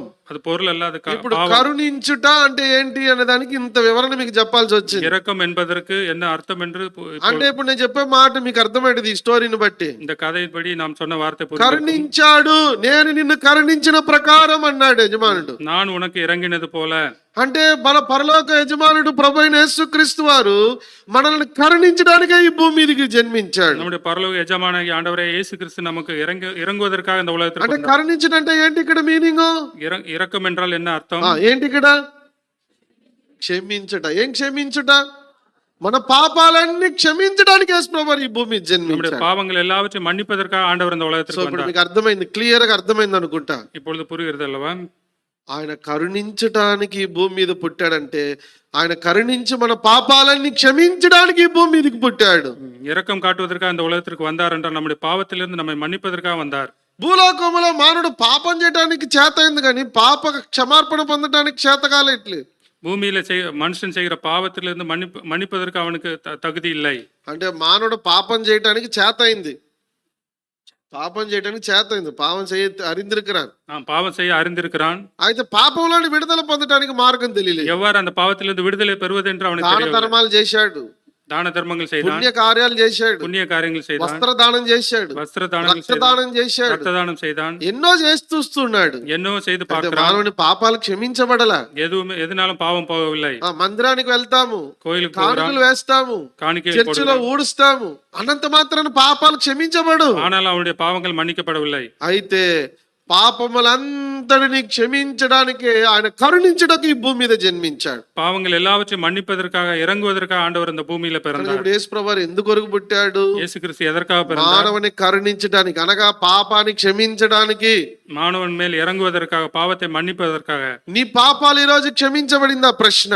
இந்த நாள்ல உன்னுடைய பாவம் மன்னிக்கப்பட்டதா? నీకు తెలుసు నువ్వు పాపివేని, நீ பாவி என்று உனக்கு தெரியும். నీలో పాపం ఉందని నీకు తెలుసు. உன்னிலே பாவம் இருக்கிறது అయితే என்று నీ உனக்கு தெரியும். పాపాలు క్షమించబడిందా? உன்னுடைய பாவம் மன்னிக்கப்பட்டதா? పాపాలు క్షమించబడకపోతే నష్టం ఏంటి? பாவம் மன்னிக்கப்படவில்லை என்றால் நஷ்டம் என்ன? బైబిల్ చెప్తా ఉంది, வேதாகமம் சொல்லுகிறது. రోమాపత్రిక 6:23 పాపం వల్ల వచ్చు జీతం మరణం అని రాయబడుతా వచ్చింది. ரோமர் 6:23 பாவத்தின் சம்பளம் மரணம் என்று சொல்ல, మరణం అనగా ప్రకటన 21:8 ప్రకారం నరకం అని దేవుని వాక్యంలో రాయబడింది.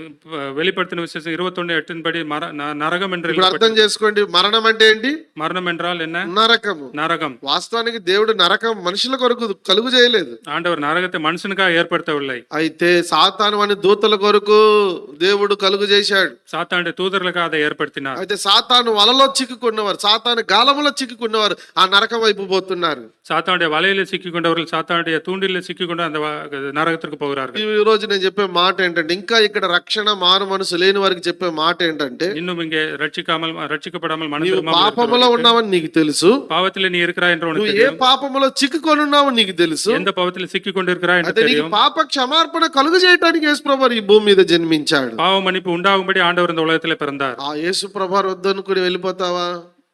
యేసుప్రభువారు వద్దనుకుని వెళ్ళిపోతావా? இயேசு கிறிஸ்து வேண்டாம் என்று நீ போய்விடுவாயா? ఒకవేళ నువ్వు వెళ్ళిపోతే நீ அப்படி போயானால் నీ పాపం నిన్ను తరిమి పట్టుకుంటుందని దేవుని వాక్యం చెప్తా ఉంది. அந்த பாவம் உன்னை பற்றிக்கொள்ளும் என்று నీ ஆண்டவர் வார்த்தை పాపం சொல்லுகிறது. నిన్ను నరకానికి తీసుకుపోతుంది. அந்த பாவம் உன்னை நரகத்திற்கு கொண்டு ఒక్క போகும். రోజు కాదు, 2 రోజులు కాదు, ஒரு நாள் அல்ல, 2 நாள் அல்ல, యుగ యుగములు అయ్యో అమ్మో అని కేకలు వేసే భయంకరమైన స్థలం నరకం. சதா காலங்களிலும் ஐயோ ஐயோ என்று கூக்குரலிடுகிற ఆ இடம் நரகம். స్థలానికి నువ్వు వెళ్ళకూడదని அந்த இடத்திற்கு நீ போக கூடாது என்று యేసుప్రభువారు ఈ లోకానికి వచ్చాడు. இந்த ఉలగத்திற்கு నిన్ను ஆண்டவர் வந்தார். కరుణించి నీ పాపాలు క్షమించడానికి, உனக்கு இறங்கி உன்னுடைய నీ பாவத்தை மன்னித்தார். పాపానికి రావాల్సిన శిక్ష అంతా యేసుప్రభువారు భరించాడు. உன்னுடைய பாவத்திற்கு வருகிற தண்டனை எல்லாம் ஆண்டவர் அனுபவித்தார். యేసుప్రభువారు పుట్టింది మరణించడానికి. ஆண்டவர் பிறந்ததை ఎవరి மறிப்பதற்காக, కొరకు? నీ కొరకు, உனக்காக, నీ పాప క్షమార్పణ కొరకు. உன்னுடைய பாவ மன்னிப்புக்காக. రక్తము చిందింపకుండా పాప క్షమార్పణ లేదు అని గ్రంథాలు చెప్తుంది, బైబిల్ కూడా చెప్తా ఉంది. ரத்தம் சிந்தது இல்லாமல் பாவ மன்னிப்பு உண்டாகாது என்று வேத வாக்கியம் అందుకని சொல்கிறது. యేసుప్రభువారు కొట్టబడ్డాడు, அதற்காக இயேசு கிறிஸ்து యేసుప్రభువారు அடிக்கப்பட்டார், గాయపరచబడ్డాడు, காயப்படுத்தப்பட்டார். యేసుప్రభువారు శిరస్సు నుండి పాదముల వరకు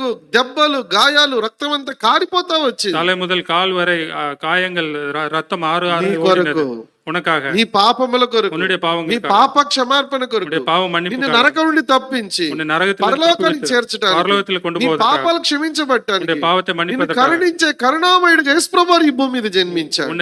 உன்மேல் இரக்கம் காண்பதற்காக இயேசு பிறந்தார். ఈ కొంతకాల జీవితంలో అల్పకాల పాప భోగం కొరకు నీ ఇష్టాన్ని నెరవేర్చుకోవటానికి ఎందుకు నరకం వైపు ప్రయాణం చేస్తావు? இந்த கொஞ்ச கால வாழ்க்கையில உன்னுடைய இஷ்டப்படி நடந்து எதற்கு நரகத்தை ஏற்பாடு செய்கிறாய்? నువ్వు ఎందుకు నరకం వైపు ప్రయాణం చేస్తావు? நீ ఎదற்காக నరகத்தை నోకి పోகிறாய்? వద్దు.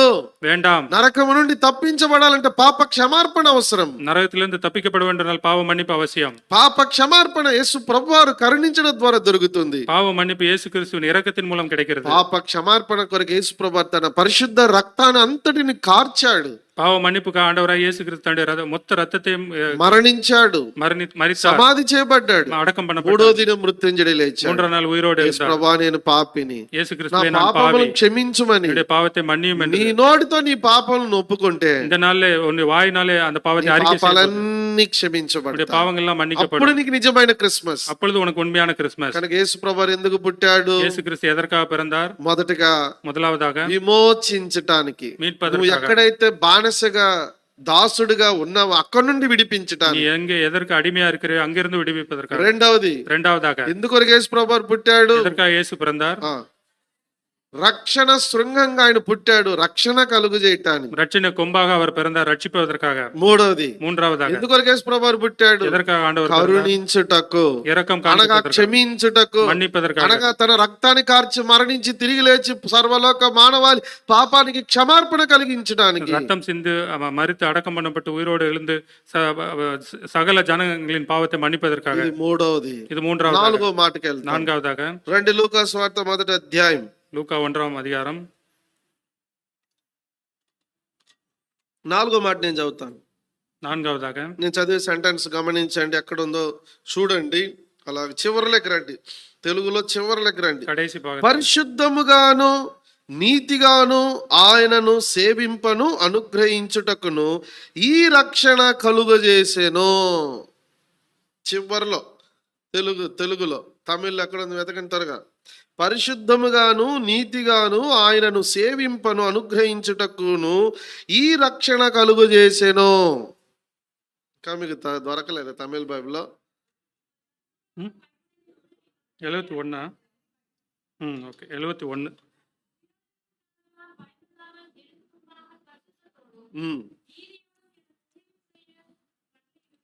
సరే, ఇప్పుడు 4వ మాట గుర్తు చేస్తున్నా. நான்காவது வார்த்தை పరిశుద్ధముగాను అనే మాట గమనించాలి. பரிசுத்தத்தோடும் ప్రభువును మనం సేవించాలా. ஆண்டவரை நாம் ஊழியம் செய்ய வேண்டும். ఇప్పుడు ఈ వర్తమానము 2వ భాగం అనుకుందాం. ఎట్లా? இந்த వార్తలో రెండవది భాగం என்று ఎన్నికొల్లు. మొదటి 3 సంగతులు ఈ లోకములో ఇంకా రక్షణ మారు మనసు లేని వారి కొరకు. முதலாவது 3 பாகங்கள் ரட்சிக்கப்படாதவர்களுக்கு. ఇప్పుడు రక్షించబడిన వారి కొరకు ప్రభు చెప్పే మాట ఈ క్రిస్మస్ సందర్భంగా. இப்பொழுது ரட்சிக்கப்பட்டவர்களுக்கு ஆண்டவர் சொல்லுகிற வார்த்தை 4వ పదం, நான்காவது வார்த்தை. పరిశుద్ధముగాను ఆయన సేవించటానికి. பரிசுத்தத்தோடு அவரை ஊழியம் యేసు செய்வதற்கு. ప్రభువారు ఎందుకు అరుణోదయ దర్శనం ఇచ్చాడు? యేసు ప్రభువారు ఎందుకు తన ప్రజలను దర్శించాడు? యేసు ప్రభువారు ఎందుకు ఈ భూమి మీద పుట్టాడు అంటే, இயேசு கிறிஸ்து எதற்காக பிறந்தார், எதற்காக ஜனங்களை தரிசித்தார் என்றால் పరిశుద్ధముగా ప్రభుని సేవించడానికి. பரிசுத்தோடு அவரை ஊழியம் ఒకప్పుడు செய்வதற்கு. మనం అపవిత్రులమే. நாம் ஒரு நாள் நாம் பரிசுத்தர் அல்லாதவர்கள். ఇప్పుడు పరిశుద్ధ పరచబడిన వారం. இப்பொழுது நாம் பரிசுத்தப்படுத்தப்பட்டோம். అయితే పరిశుద్ధులుగా ఉన్నామా? பரிசுத்தமா இருக்கிறோமா? ఇంకా ఇక్కడ ఎవరైతే తమ పాపాన్ని బట్టి అపవిత్రులుగా అపవిత్రతలో ఉన్నారో, இன்னும் பாவத்தின் நிமித்தம் அபரிசுத்தமா இருக்கிறார்களோ, వారందరిని పరిశుద్ధపరచడానికి యేసు ప్రభువు ఈ భూమి మీద పుట్టాడు. அவர்கள் అனைవரையும் பரிசுத்தப்படுத்துவதற்காக ఆండవర్ இந்த ఆయన உலகத்தில் రక్తం பிறந்தார். వలన పరిశుద్ధపరచబడతా వచ్చాం. அந்த ரத்தத்தின் மூலம் நாம் ఆయన பரிசுத்தப்படுத்தப்பட்டோம். వాక్యం ద్వారా పరిశుద్ధపరచబడతా அவருடைய ఉంటున్నాం. వాక్యத்தின் மூலமாக பரிசுத்தப்பட்டு வருகிறோம். దేవుని వాక్యంలో చెప్తా ఉంది. தேவனுடைய வாக்கியம் నేను சொல்லுகிறது. అలా కంటతంగా చెప్తాను. ఎబ్రీ పత్రిక 13:12 ఆయన గవని వెలుపల శ్రమ పొందుట ద్వారా పరిశుద్ధత కలుగుతా ఉంది. గవని వెలుపల శ్రమ పొందుట ద్వారా పరిశుద్ధత కలుగుతా ఉంది. నగర వాసులకు வெளியிலே அவர் பாடுபட்டதினாலே நமக்கு பரிசுத்தம் உண்டாகிறது. రెండవ మాట, இரண்டாவது வார்த்தை మొదటి కొరింథీ పత్రిక 6వ అధ్యాయంలో 11వ వచనం అనుకుంటాను. అక్కడ ఆయన రక్తం, మొదటి యోహాను పత్రిక 1వ అధ్యాయం 7వ వచనం, ఆయన రక్తం వల్ల పరిశుద్ధత. அவருடைய ரத்தத்தின் மூலம் பரிசுத்தம். తర్వాత మూడవది, மூன்றாவதாக యేసు ప్రభువారు తన శరీరాన్ని మన కొరకు అప్పగించుకొనుట ద్వారా పరిశుద్ధత. ஆண்டவர் தன்னுடைய சரீரத்தை நமக்காக ஒப்பு கொடுத்தது ఎబ్రీ நிமித்தம் 10:10 ప్రకారం. எபிரேயர் 10:10 நிமித்தம். ఎఫెసీ 5వ అధ్యాయము 26వ వచనానికి వస్తే ఆయన తన్ను తాను అప్పగించుకొనుట చేత పరిశుద్ధత. எபேசியர் 5:26 தன்னைத்தானே அவர் ஒப்பு கொடுத்தது நிமித்தம் பரிசுத்தம். కనుక ఊరక రాలేదు ఈ పరిశుద్ధత. இது వెరుమనే வரவில்லை. యేసు ప్రభువారు అప్పగించుకున్నాడు. యేసు క్రీస్తు యేసు ప్రభువారు శ్రమ పొందాడు. அவர் యేసు சிரமப்பட்டார். ప్రభువారు రక్తం కార్చాడు. அவர் ரத்தம் యేసు ప్రభువారు ప్రాణం పెట్టాడు. அவர் தன்னுடைய பிராணனை కనుక கொடுத்தார். పరిశుద్ధత వస్తా அது ఉంది. నిమిత్తం పరిశుద్ధం வந்தது. కనుక భూలోకంలో ఉన్న ప్రజలందరూ కూడా అపవిత్రులుగా కనబడతా ఉన్నారు. உலகத்தில் இருக்கிற ஜனங்கள் எல்லாரும் பரிசுத்தம் இல்லாமல் காணப்படுகிறார்கள். అపవిత్రతలో ఉన్నారు, అశుద్ధతలో இருக்கிறாరు. அசுத்தத்தில் இருக்கிறார்கள். అపవిత్రులైన ప్రతి మానవుని పరిశుద్ధతలోకి తీసుకురావడానికి యేసు ప్రభువు ఈ భూమి మీద పుట్టాడు. அசுத்தத்தில் இருக்கிற ஒவ்வொரு ஜனத்தையும் பரிசுத்தப்படுத்துவதற்கு ஆண்டவர் பிறந்தார். చూడండి, ఈ దినాల్లో ఎంతమంది అపవిత్రతలు ఉన్నారు. இந்த நாள்ல பாருங்கள் எவ்வளவு பேர் அசுத்தத்தில் இருக்கிறார்கள். అపవిత్రమైన మాటలు, అపవిత్రమైన చూపులు, అపవిత్రమైన అలవాట్లు, అపవిత్రమైన స్వభావం. அசுத்தமான பேச்சுகள், அசுத்தமான பார்வைகள், அசுத்தமான சுபாவம். మనుషులందరూ కూడా అనేకులు అపవిత్రతలోనే కనబడుతున్నారు. எல்லா ஜனங்களும் அசுத்தத்திலே காணப்படுகிறார்கள். కనుక మానవుని పరిశుద్ధపరిచి పరిశుద్ధంగా దేవుని సేవించాలని యేసు ప్రభువారు ఈ భూమి మీద దర్శించాడు మానవుని. மனுஷனை பரிசுத்தப்படுத்தி பரிசுத்தமாய் ஆண்டவரை ஊழியம் செய்ய வேண்டும் என்பதற்காக இயேசு பிறந்தார். కనుక ఇప్పుడు దేవుని బిడ్డలంగా మనకున్న సందేశం ఏంటి అంటే, தேவனுடைய பிள்ளைகளாய் நமக்கு இருக்கிற கேள்வி, యేసు ప్రభువారు పుట్టిన ఉద్దేశం இயேசு கிறிஸ்து பிறந்த మనం நோக்கம் పరిశుద్ధంగా ప్రభుని సేవించాలని. நாம் பரிசுத்தமாய் ஆண்டவரை ஊழியம் செய்ய வேண்டும். అంటే సేవించడం అంటే ఆరాధించటం, మొక్కటం, ఆయన పని చేయటం, ఆయన కొరకు బ్రతకటం. ஊழியம் செய்ய வேண்டும் என்று அவரை ஆராதிப்பதற்கு, அவருடைய வேலையை செய்வதற்கு, அவருக்காக வாழ்வது, ఇవి సేవించుట అని అర్థం. இதுவே ஊழியம் செய்வது ఇప్పుడు என்று. పరిశుద్ధంగా సేవించాలంట. பரிசுத்தமாய் ஊழியம் செய்ய வேண்டும். దేవుని బిడ్డలమే, தேவனுடைய பிள்ளைகளே, మందిరానికి వచ్చేవారమే, சபைக்கு வந்து ప్రభుని ఆరాధించేవారమే, ஆண்டவரை ప్రభు బలలో ஆராதிக்கிறவர்கள், పాల్పొందేవారమే. ஆண்டவருடைய பந்தியில பங்கு మన பெறுவர்களே, జీవితాల్లో ప్రభు కోరే పరిశుద్ధత ఉండట్లేదు. நம்முடைய வாழ்க்கையில பரிசுத்தம் ஆண்டவருக்காக இல்லை. అపవిత్రమైన ఆలోచనలు, அசுத்தமான ஆலோசனைகள், అపవిత్రమైన స్వభావం, அசுத்தமான అపవిత్రమైన சுபாவங்கள், ప్రవర్తనలు, அசுத்தமான நடவடிக்கைகள், అపవిత్రమైన మాటలు, அசுத்தமான பேச்சுகள், అపవిత్రమైన క్రియలలో కనబడతా ఉన్నాం. அசுத்தமான கிரியைகள் காணப்படுகிறது. అందుగా ప్రభు ఈ భూమి మీద జన్మించాడు, அதற்காக ஆண்டவர் இந்த உலகத்துல பிறந்தார். మనలందరినీ పరిశుద్ధపరిచాడు కదా. நாம் எல்லாரையும் பரிசுத்தப்படுத்தினார் அல்லவா? మనం పరిశుద్ధంగా ప్రభుని సేవించడానికే కదా.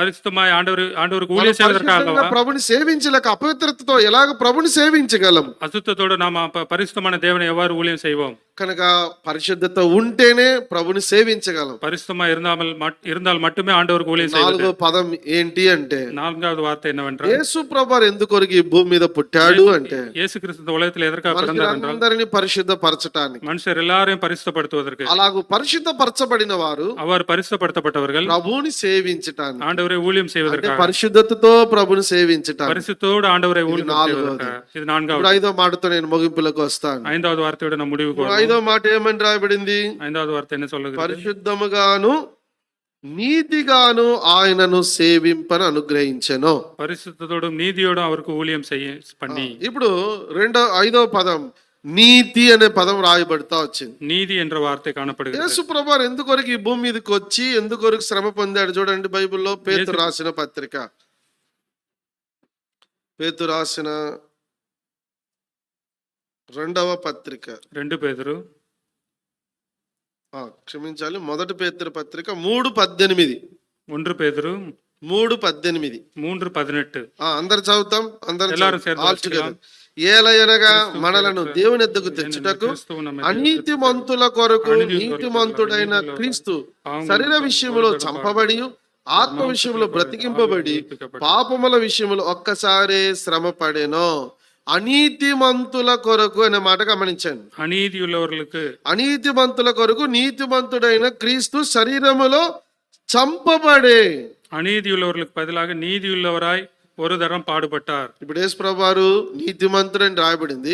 இயேசு கிறிஸ்து நீதி உள்ளவர் என்று మనం ఎలాంటి వారమంట? நாம் எப்படிப்பட்டவர்கள்? అనీతిమంతులము. గత அநீதியானவர்கள். కాలములో అంటే அநீதியானவர்கள் ఇప్పుడు கடந்த காலத்தில். లోకములో ఉన్న వారందరూ కూడా అనీతితో కనబడుతున్నారు. உலகத்தில் இருக்கிற அனைவரும் அநீதியோடு ఏ காணப்படுகிறார்கள். భాష అయినా సరే, எந்த மொழியானாலும் ఏ சரி, ప్రాంతమైనా సరే, எந்த మనుషులో இடமானாலும் అనీతి కనబడతా ఉంది. மனுஷர்ல அநீதி காணப்படுகிறது. అనీతిమంతులందరూ కొరకంట அநீதியுள்ள యేసు அனைவருக்கும் ప్రభువారు ఈ లోకానికి వచ్చి இயேசு கிறிஸ்து இந்த உலகத்திற்கு வந்து వారందరి కొరకు ఆయన చనిపోయాడంట, మరణించాడంటే రాయబడుతుంది. அவர்கள் அனைவருக்காக அவர் கொலை உண்டார். కనుక ఇప్పుడు మనం నీతిమంతులుగా మార్చబట్టానికి అనీతిమంతులైన మన కొరకు నీతిమంతులైన యేసుక్రీస్తు మరణించాడు. நாம் நீதி உள்ளவர்களாக மாற்றப்படுவதற்காக, அநீதியுள்ள நமக்காக ஆண்டவர், நீதியுள்ள ஆண்டவர் நமக்காக ఆయన மரித்தார். రక్తం వల్ల నీతిమంతులుగా తీర్చబడ్డాం. அவருடைய ரத்தத்தினாலே நீதிமான்களாக అంటే தீர்க்கப்பட்டோம். తన ప్రాణం అర్పించడం ద్వారా నీతిమంతులుగా మార్చబడుతున్నాం. பிராணனை கொடுத்ததினால் நாம் நீதிமான்களாக ఇంకా மாற்றப்பட்டோம். ఇక్కడ ఎవరైతే భూలోక కార్యములలో అనీతిమంతులుగా బ్రతుకుతున్నారో, இன்னும் யார் யார் அநீதியாய் ஜீவிக்கிறீர்களோ, రక్షణ మారు మనసు లేని వారందరూ కూడా అనీతిలోనే ఉన్నారు.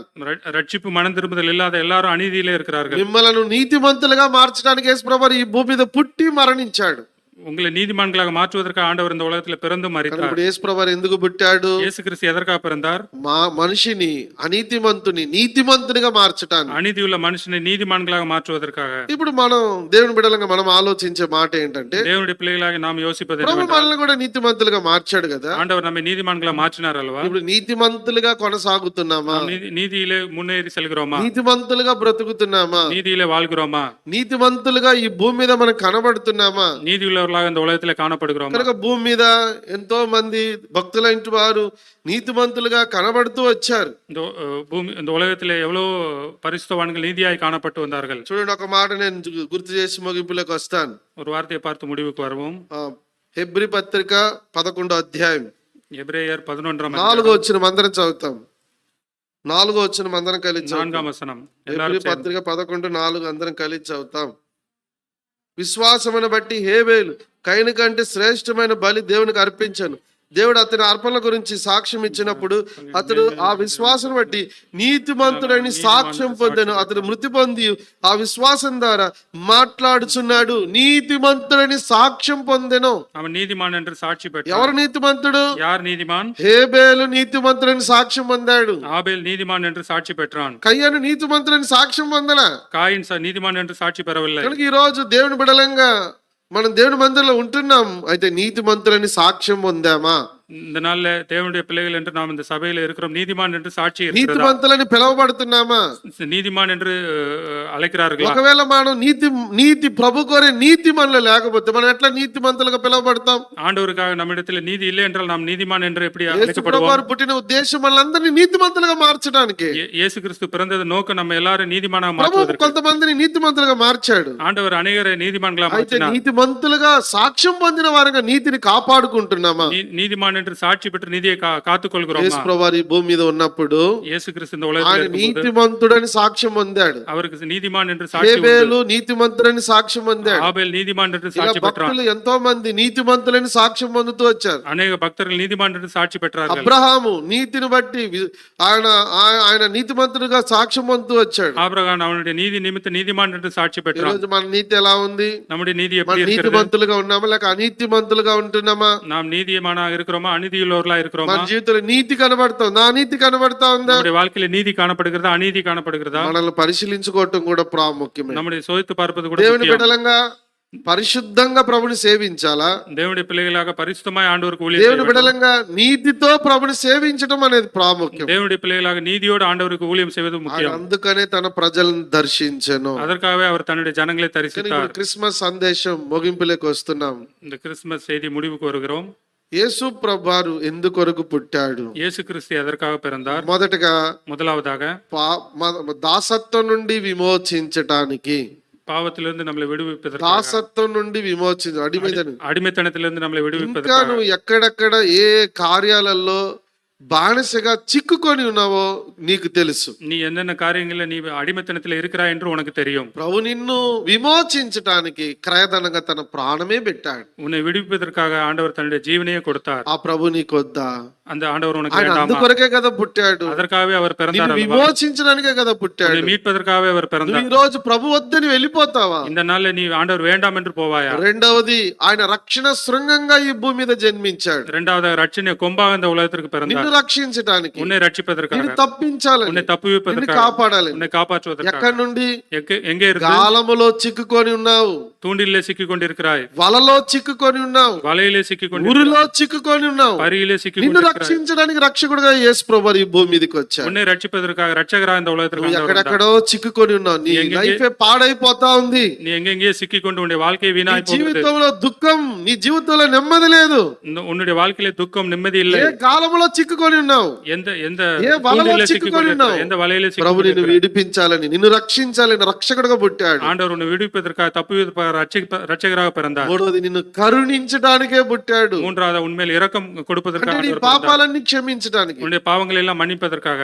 అంటే ఆయన కరుణించడానికంటే నీ పాపాలు క్షమించడానికని మనం చూసాం. உண்மையில் இறங்குவதற்கு என்றால் பாவத்தை மன்னிப்பதற்கு என்று அர்த்தம். నీలో పాపం ఉందని నీకు తెలుసు. உன்னிலே பாவம் இருக்கிறது என்று అది உனக்கு నీ தெரியும். పాప క్షమాపణ పొందావా? பாவ மன்னிப்பு பெற்றாயா? పాప క్షమాపణ నువ్వు పొందకపోతే பாவ மன்னிப்பு பெறவில்லை என்றால் నరకానికి వెళ్తావు. நரகத்திற்கு போவாய். పాపం వల్ల వచ్చు జీతం మరణం, అనగా నరకం. பாவத்தின் சம்பளம் மரணம். மரணம் என்றால் நரகம். ఈ రోజు నువ్వు నరకానికి పోతావా? இந்த நாள்ல நீ நரகத்திற்கு போவாயா? నువ్వు మరణించి నరకానికి పోవాలని నువ్వు ఆశిస్తున్నావా? மரித்து நரகத்திற்கு போக வேண்டும் என்று விரும்புகிறாயா? వద్దు. నీ జీవితంతో నువ్వు ఆడుకోవద్దు. வேண்டாம். உன்னுடைய வாழ்க்கையோடு விளையாட నువ్వు வேண்டாம். మరణించి నరకానికి పోకూడదు.